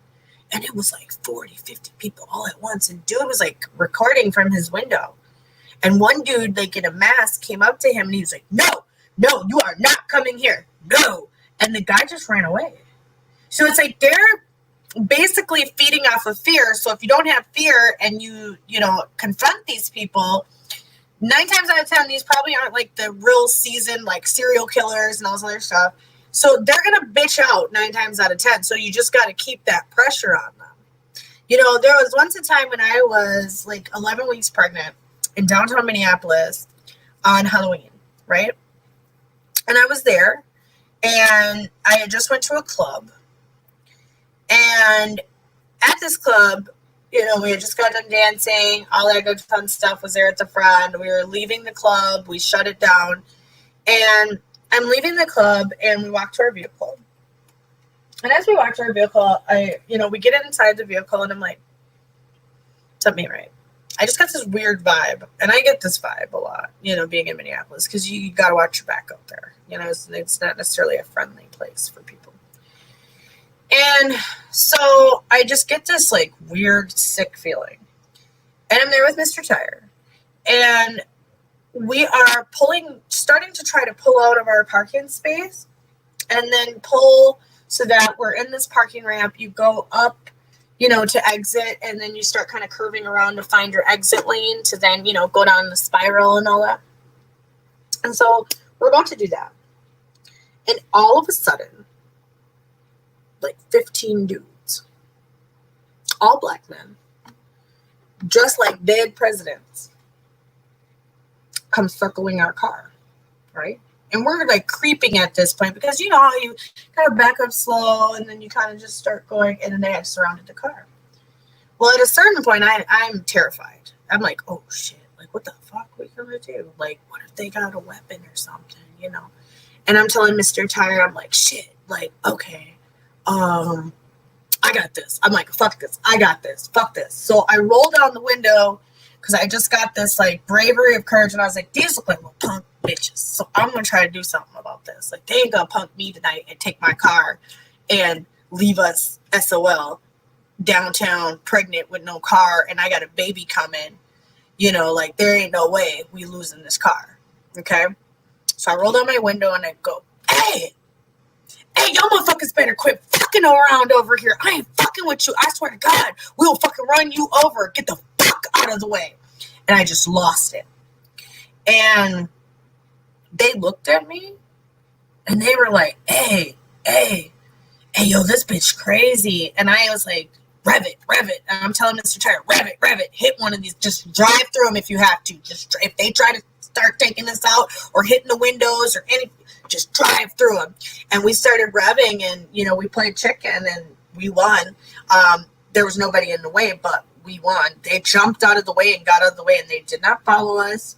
They did not try to pull anything as we got out of the garage. But sometimes that story is why when you're interacting with people of the seedy variety, they might not fuck with you if they think that you're crazier than they are, right? Because who am I with 15 guys to start yelling out of my window, hey, y'all better move the fuck back from this motherfucking car right now. Like, they weren't expecting that. So sometimes you got to pull the unexpected. And could it went wrong? Yeah, it could have. They could have pulled me out of the car, beat the shit out of me, all types of stuff. Beat Mr. Tire, killed him. Shit, I don't know. All types of stuff. But sometimes you got to just trust that you can maybe be crazier in that moment than they are. And when it's not worth it to them, they will back down. Once they think that it's no longer fun and game because you can't get your licks off them, they leave. That's a real thing. So I don't tell that story to act like I'm, big Billy badass or anything like that. It was just, I was pregnant. I had just got out of the hospital for kidney stones. Like, it was a survival thing for me because it's like, I can't lose this car. This is our only vehicle in the home. We can't afford another vehicle. If our vehicle gets stolen, that's it. Like, Mr. Try can't get to work. We lose our apartment. Like, life is over. So for me, it was a choice of basically like, do we lose everything? Or do I try to fight back these little assholes who think they're about to get something from us? When really we don't have like 2 pennies to rub together. Like, so that's why you just got to be aware of your surroundings and fight back. Fight back. Now, is it always smart to fight back? No. And you'd have to have really in touch intuition to choose what you actually fight back about, right? But once you tap into it, you kind of understand what situations you might need it. And then you need to use it appropriately. Because that may save your life in a situation where no one else gives a shit. So I think that's really important. Again, yeah, if anybody would like to call in, let's see. Maybe because it wasn't open, nobody would be able to call in. 719-297-7029. Again, the number is 719-297-7029 to call in to Clarity After Dark with me, Scarlet Anonymous. Oh, actually, I needed to go this way. But I'm not good at that. Actually, yeah. I'm not good at that. I'll try. Try better. It's late. You get what you get here on Clarity After Dark sometimes. Like, I keep it real. Like, I'm not trying to, maybe one day we'll have $1 million production and fancy things. And, but for right now, we are just trying to be the voice of the people. We're trying to be the voice where everybody is welcome. Where all sides of the spectrum get heard. That is something that's quite important to us. We don't want to leave anybody behind in this if we're creating new spectrums and new paradigms of life, right? I think that's also important. 30th in Chicago, a shooting. Crowd got out of control celebrating Juneteenth. And, it's sad because police aren't helping, just awful. Cool. Watching one of the crime groups. Multiple bursts of fire coming from the intersection of 17th Street and Washington. 628 17th Street Northeast. This place has been a party house.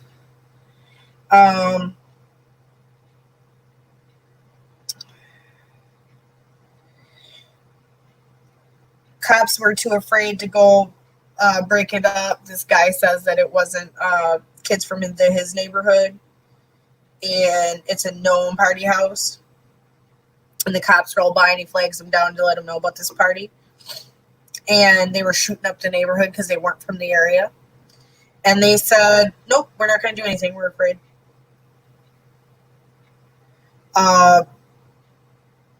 This is sad. This is really sad.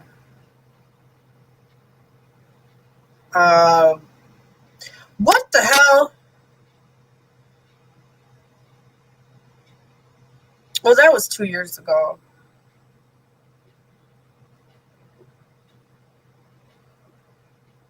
That's awful. So, the woman who... Oh, this did happen on Monday. So, there was a woman here who hung this baby, like, in her daycare. And I think me and Red talked about this on air when it happened. At least, or me and Red at least talked about it privately, right? And this woman, like, claimed that she's having, like, a hard time or whatever. I don't know, man. And then she, like, hung this dude's, like, kid. Like, she had, like, a friend who she was watching the kid, like, in a daycare setting. And she, like, hangs the kid, and, like, he comes in to, like, pick up his kid. And he's like, where's the kid? And she's like, She's like, what the hell? He goes downstairs and finds his own kid, like, hanging. Like, the kid didn't die, but the kid was still hung. And then running over two men with her minivan before attempting suicide. And she only ended up getting 10 years probation. 10 years probation. There are people sitting in jail for like a crumb of weed. Or like the guy in Georgia who's in there for $9 for a life sentence. This heifer got off with 10 years probation. We can't put her in jail for like 2 years. And then, you know, the rest probation or something. Like, we can't give her any time. Any time.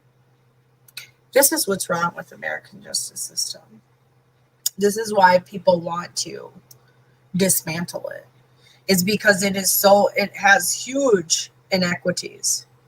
Huge inequities that need to be dealt with. That's real. They need to be dealt with. How we deal with them, I don't know. That is not something that I have the answer to. But what I do know is we can find better ways.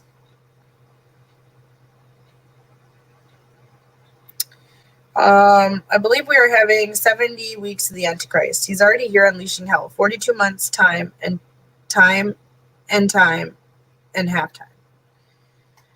I mean, you know, some people believe that the date in 2016 after the Great American Eclipse, when the constellation Virgo had the constellation go through her womb, that was going to be the beginning of the tribulation. It's very possible. With the level of things we've seen, wouldn't have guessed this in January. Like, we've always guessed it to some degree, to be honest. I mean, when you're a conspiracy theorist, a lot of times things come up and then you talk about them and you don't give them second thought, but you're kind of aware that that theme could happen, right? And in that theme, you start to realize certain aspects, okay? And I think that that's why we knew it could happen, but you never know, like, when it could happen, right? Like, you know that in order to see XYZ, you need, ABC to happen, right? So I think that that's something that, but would I have thought that, one thing would just kind of collapse one after the other? Yes, also to some degree, but no. Nobody ever wants to think the worst about humanity or society in general. Let's see. New earthquake in Valparaiso, Chile, 4 minutes ago. Do we have any more info about that? Was it a big one in Chile? Might have been. Earthquake possibly felt. A lot of times we get these when there's a big one and they don't want to talk about it for a few minutes. And let's see what the seismologist page says on the MSC. Interesting. Okay. Salt the Kermadex just like a couple minutes ago. 4.1, but that's the only thing I see. Offshore Northern California a couple hours ago. We're going to have to wait for this one to come in. I wonder what it's going to be. Because usually when it's like that, it's usually like a 5 or a 6. It's usually not like small magnitudes because they wouldn't just, they like to, keep us. 3.6. Why would it be? Oh, that was 7 hours ago. That is not the current. It's like, what? Why would they BS for that? But yes, we're going to have to find out. Because last time one happened like this, we had to wait like 20 minutes to find out anything. Eastern Mediterranean Sea, Iceland, and Oaxaca, Mexico. 35 minutes ago. No, so we'll have to wait. Let's see. Hopefully it's not like super huge. But I'm having a feeling that with all this unrest, we're also going to start seeing an uptick in earthquake activity. That's just something that I feel because we're getting closer to the front side alignment after we're coming out of the back side alignment. The front side alignment always has big activity. Always. It's just because of the direction and the lining up of the planets and the cosmic ray flux coming in. It's just, if you guys follow Mark Elkin or Laura Wells, they often talk about this factor quite a bit. As well as if you listen to Terrell Blackstar or Darkstar, Terrell Darkstar, Terrell Blackstar. I don't know which one it is. This one. So today's volcanoes are Fuego, Popocatépetl, Semeru, Ibu, Ducono, and Sabancaya, which is interesting because that means a lot of the activity is down in South America, Central and South America, with you've got Popocatépetl in central Mexico with a 20,000 foot blast. Okay. Fuego in Guatemala also has some issues here. Hold on 1 second.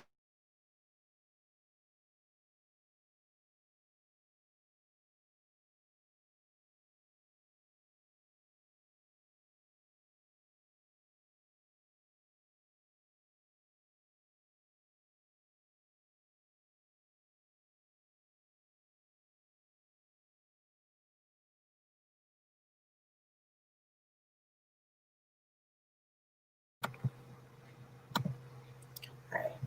Mr. Tired is running my show. That's all I gotta say. So back to where it was. So to have all that activity down there, we know that that's offsetting and has a lot of power and force. And Sabancaya had a 22,000 foot blast. Let's go see what Fuego had, if we can go get some more information. And Fuego is in Guatemala. It's been erupting for about a week now with lava flows.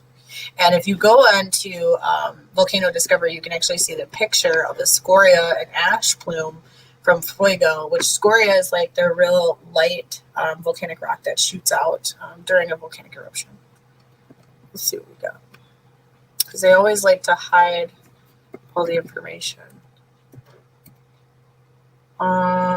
Last night, volcanic ash detected in satellite to 15,000 foot.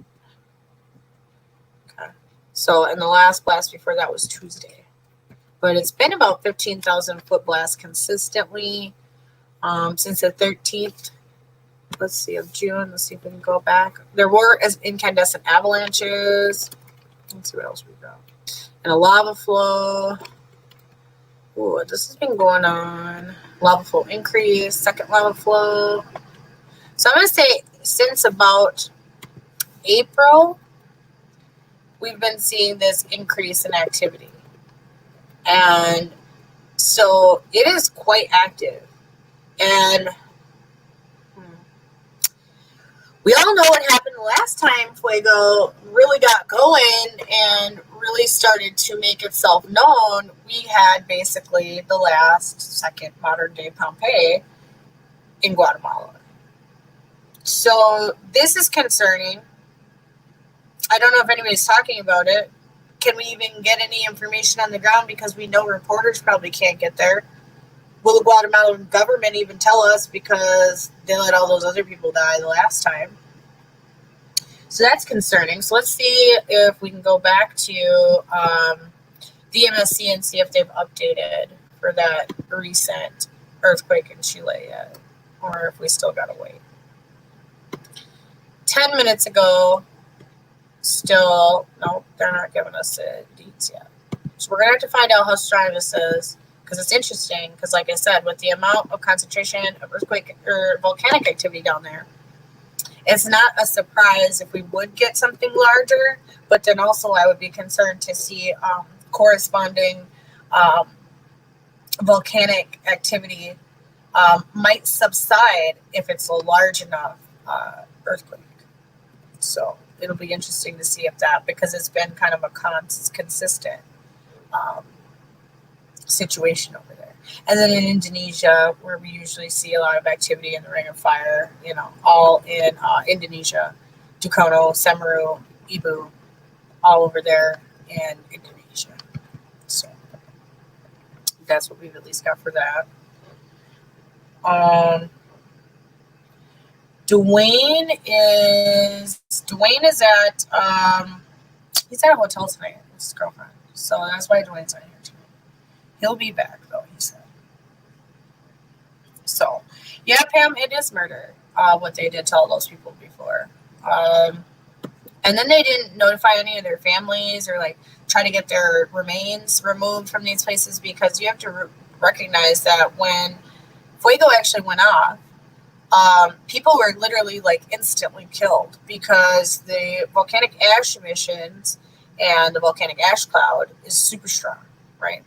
And so when it comes in, it's basically like hot particles that are like 2,000 degrees Fahrenheit. And so as soon as you like breathe in, you're dead. Like that's it. Like you cannot, there's nothing you could do. There's no mask. There's nothing. Like unless you put yourself in like a volcanic proof capsule, I don't think, and it has to have air filtration, and you can last forever. I don't think there's a way to survive that. So you just die. And so a lot of people were not warned, even though the Guatemalan agencies knew that this activity was increasing and knew that there could be a potential for a large eruption. And so I don't trust them when it comes to eruptions, and especially not now during COVID, because they're already keeping out as much news as they can. How much more gets compounded on top of COVID, so that we get to know nothing. So that's interesting.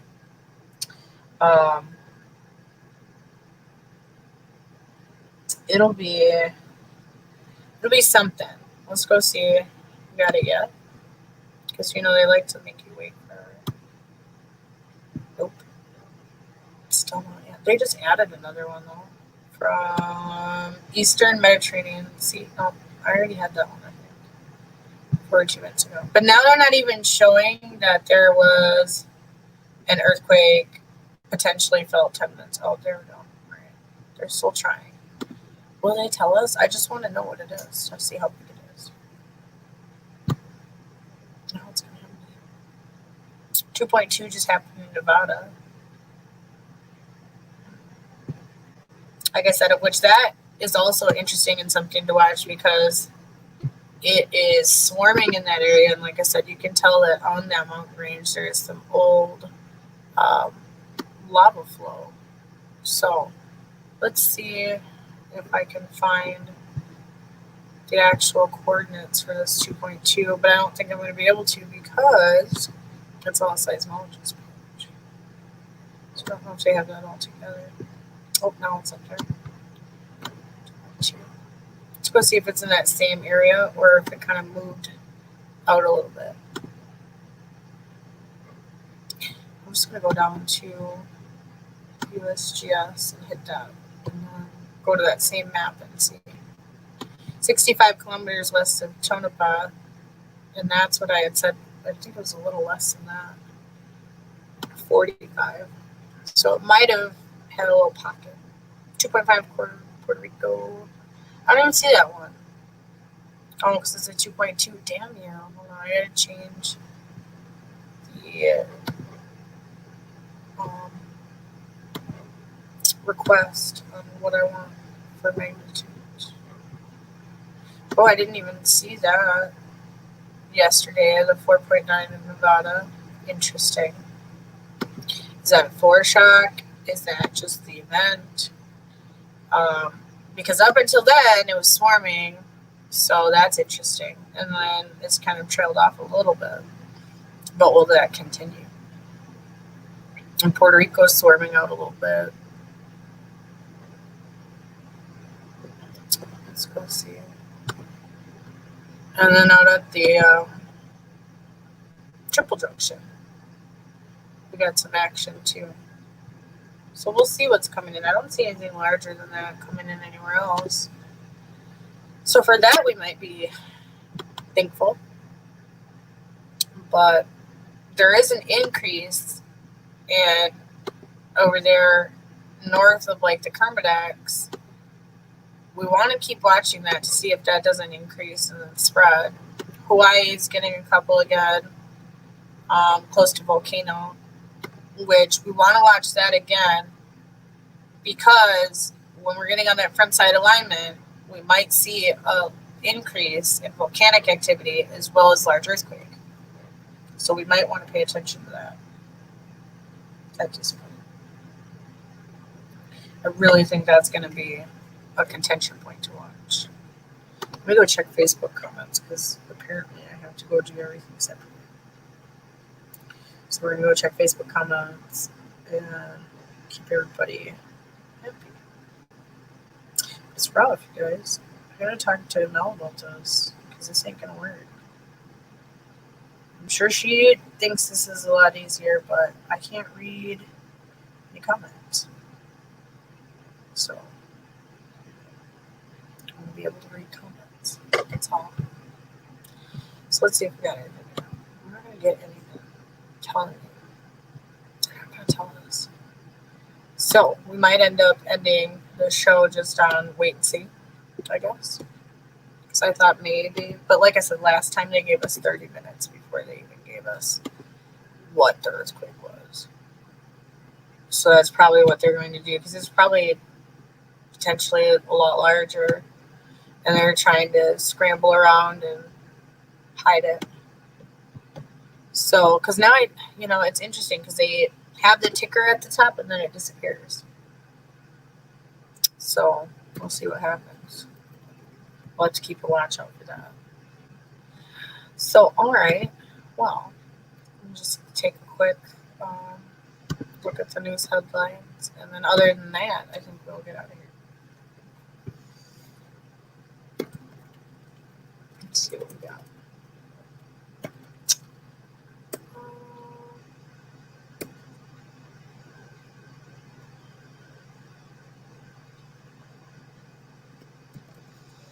Like I said, nothing really.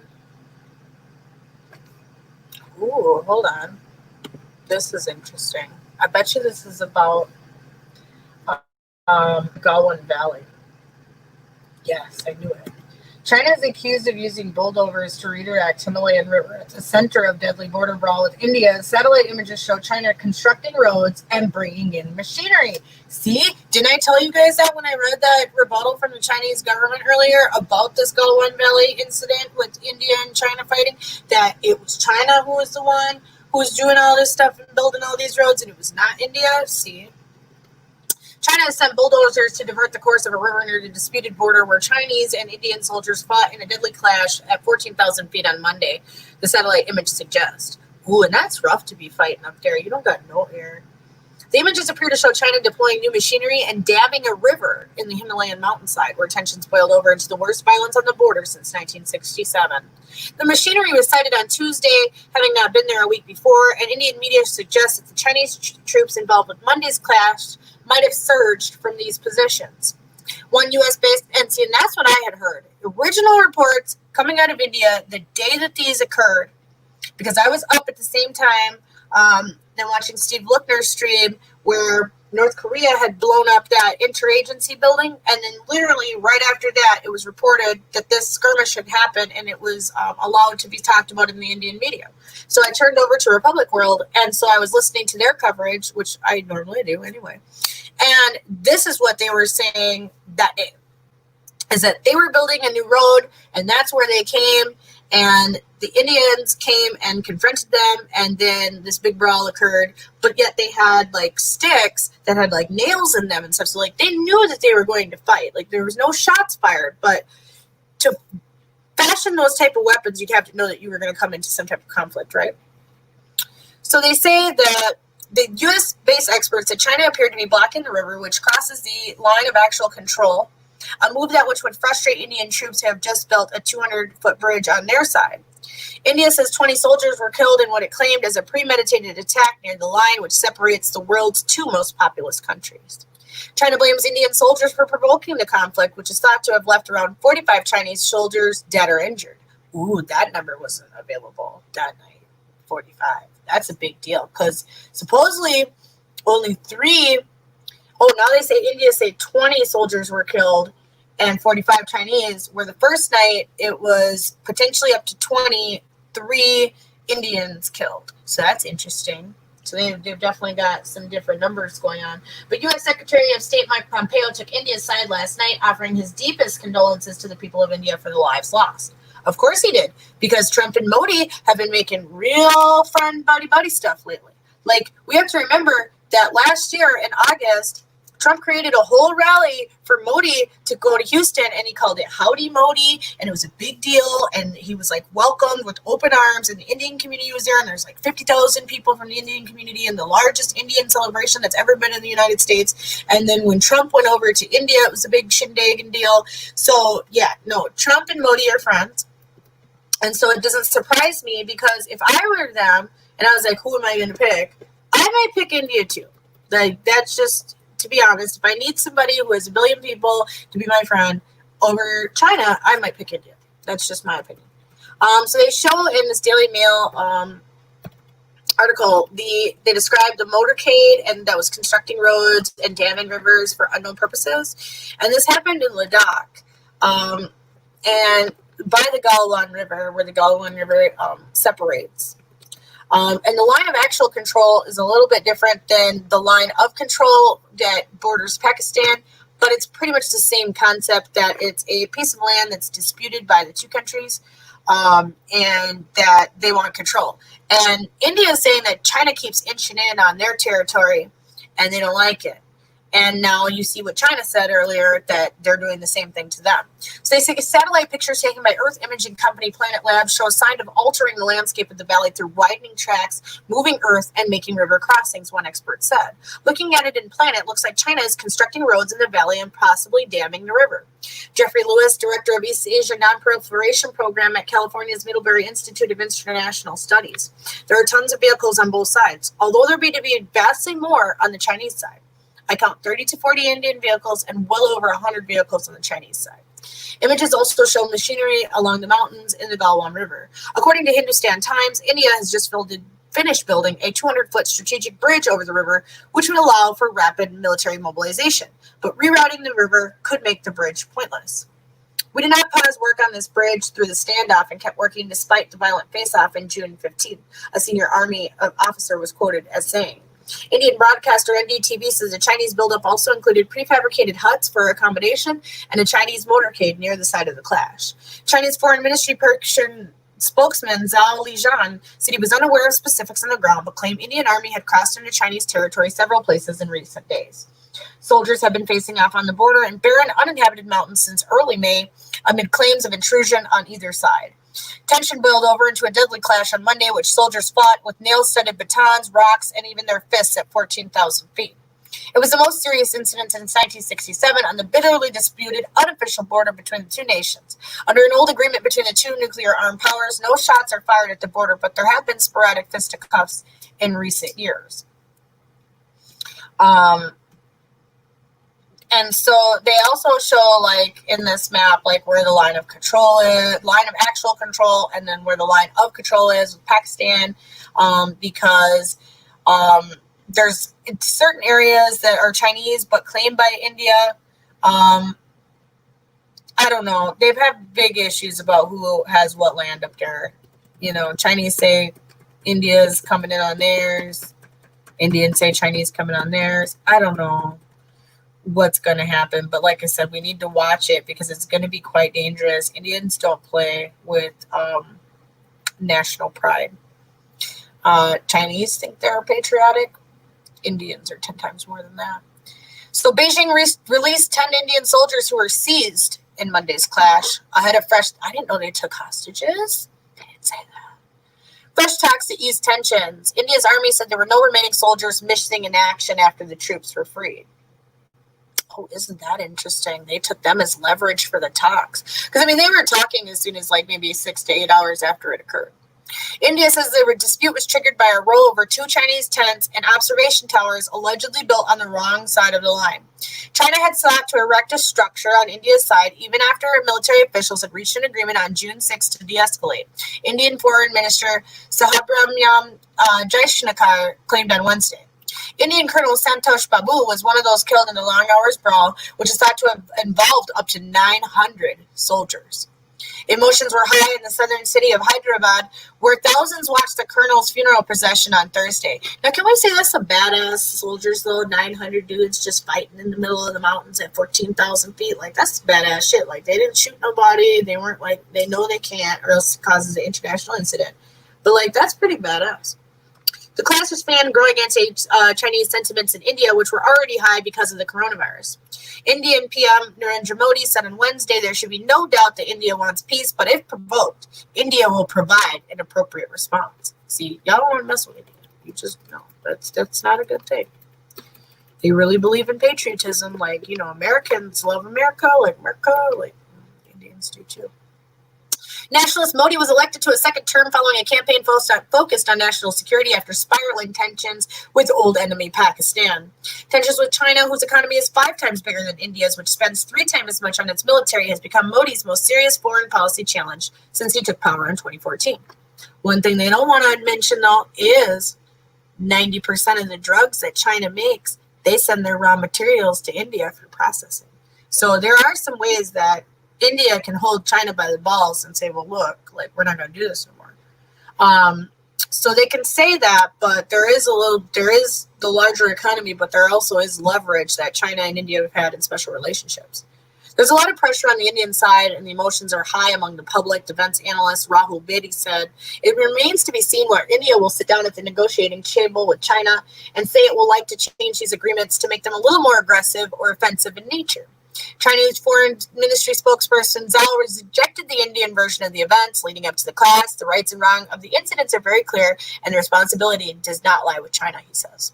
China rejects the allegation of intrusion and has asked India not to build roads in the area, claiming it to be its territory. Unlike India, the incident did not receive wall-to-wall coverage in China, where official media reported a statement on the incident from the Chinese Army Western Command. Well, see, yeah, India had it on every channel. They all have these roundtable panel shows where everybody comes and, like, cusses each other out. Like, it was everywhere. I'm sure they're still talking about it right now if I go to Republic World right now. And that's the article. So I think it's just really important to watch that. This is going to be something to watch. We got to watch China. We got to watch what they're doing, because if China and India start fighting, that's 2 billion plus people on the earth who will be fighting with each other, who are nuclear powers, who could basically just blow up Asia. So I think that we got to watch this, because why are tensions clashing now of all times? And will that then fuel our Chinese issues that we already have and the trade wars we already have?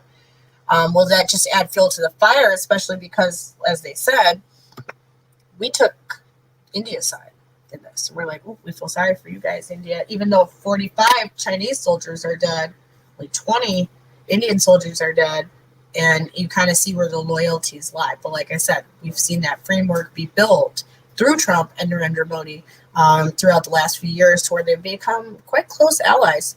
But people don't watch India and American relations. And so it's just something that I personally became interested in. And so it's something that I personally have been around. And so then therefore I just started watching it, and I enjoy Indian news. So then it just became something that I watched. And then I realized how deep the culture actually is. They have 1 billion people out of our, 8-9 billion people on Earth. And so that's important to kind of watch what they're doing when they have a lot of power, manpower, one of the largest military forces. It's something to watch, and you probably want to be friends with them. So we'll have to watch and see what happens. We'll have to see what becomes of what. Like I said, we need to watch out for traps, tricks that are going to be coming up until the election to sway people's opinions. They want people to be as emotionally dysregulated as possible to make knee-jerk bullshit decisions. Remember that. Do not get fooled. We have to think about this and then go back and have cognitive dissonance and make sure that once we unravel it all, that we're not being, God, per se. I'm just going to check comments before we get out of here. Let's see what we got. I'm going to go to YouTube. And the comments, I guess, just stopped everybody else. China, oh yeah, Pam, that's a good point. China does have this new weapon that they're trying to basically zap our power grid, and they're calling it like an electronic Pearl Harbor. So yeah, we got to watch China too, because if we pick India's side and they're like, oh, that's shit, why'd you pick the India side? And then they're like, and then we're over here sitting in the dark, like the Stone Age, right? Then we'll talk about, fun and games when we're sitting over here like the damn Stone Age. Not that I wouldn't be able to survive, but it'd be shit. Like, we wouldn't have this. Like, something to watch out for. Julia, China has 1.3 billion people, and the desert is moving east. They need land, and people had it with China greedy butts. Yeah, China always out here trying to take folks' land. Always trying to creep on to ever expand their area. They're always messing with Russia. They're messing with North Korea. They're always messing with someone. Pakistan, India. They're always messing with somebody that's on their border, trying to just creep in and take a little bit, and then they got the whole bit. They got Taiwan. They got Hong Kong. Like, how much they want? They got autonomous islands down by Indonesia that they built in the South China Sea. How much they want? Like I said, the Chinese own shit on all the continents, all the shit. How much more do I need? You got all the shit. Own all the real estate damn near. What you need? So yeah, China needs to sit down, because China is just out of control. They need to worry about their own backyard, worry about their own shit, stop trying to steal everybody else's land, and we'd be fine. But I mean, how do you tell a greedy country that treats its people like trash and that they're like disposable? Yeah, you're not having that conversation with China, but hopefully we won't have to. But we do need to watch this, because this is going to be very interesting. Oh, think China Ghost City is because Beijing is running out of water. Yeah, or the Rona. What if they start being like, oh, people who don't have the Rona can go live in the Ghost City, or people who do have the Rona have to because they never get rid of the Rona? Like, what if that happens? Like, they did build all those ghost cities in China. What the hell are they going to use them for? They got to use them for something. Would they just going to let them sit forever and rot and just fall apart? I mean, that could be. But what if, like I said, with this whole thing in Minnesota with the childcare thing, what if it's to get ready for a bunch of people that they're expecting? Right? So we'll have to watch and see. But with that being said, we're going to end it here tonight with that. So I hope you enjoyed watching and being here with us in Clarity After Dark. If you like what we do, please go to our website, freedomrevolutionnetwork.com, hit the donate tab. And like I said, you can donate monthly or a one-time tribute. Just put in Clarity After Dark in the tribute. Without this, we could not do this without all of you. So I appreciate you guys for that. Tune in to I'm going to try to talk to Red and see what we're doing tomorrow. We'll see if she comes. Tune in on Monday, though, for the original Red Pill Show. Tim is back, so everybody enjoy that, and we will welcome Tim back to the network. And so that'll be an interesting and fun show. As always, people I know were wondering where the original Red Pill Show was, and they wanted it back, so we're going to bring it back. So it's coming back. So everybody go over there on Monday. Let Tim know you're glad he's back. And with that being said, from the land of 10,000 lakes, good night, universe.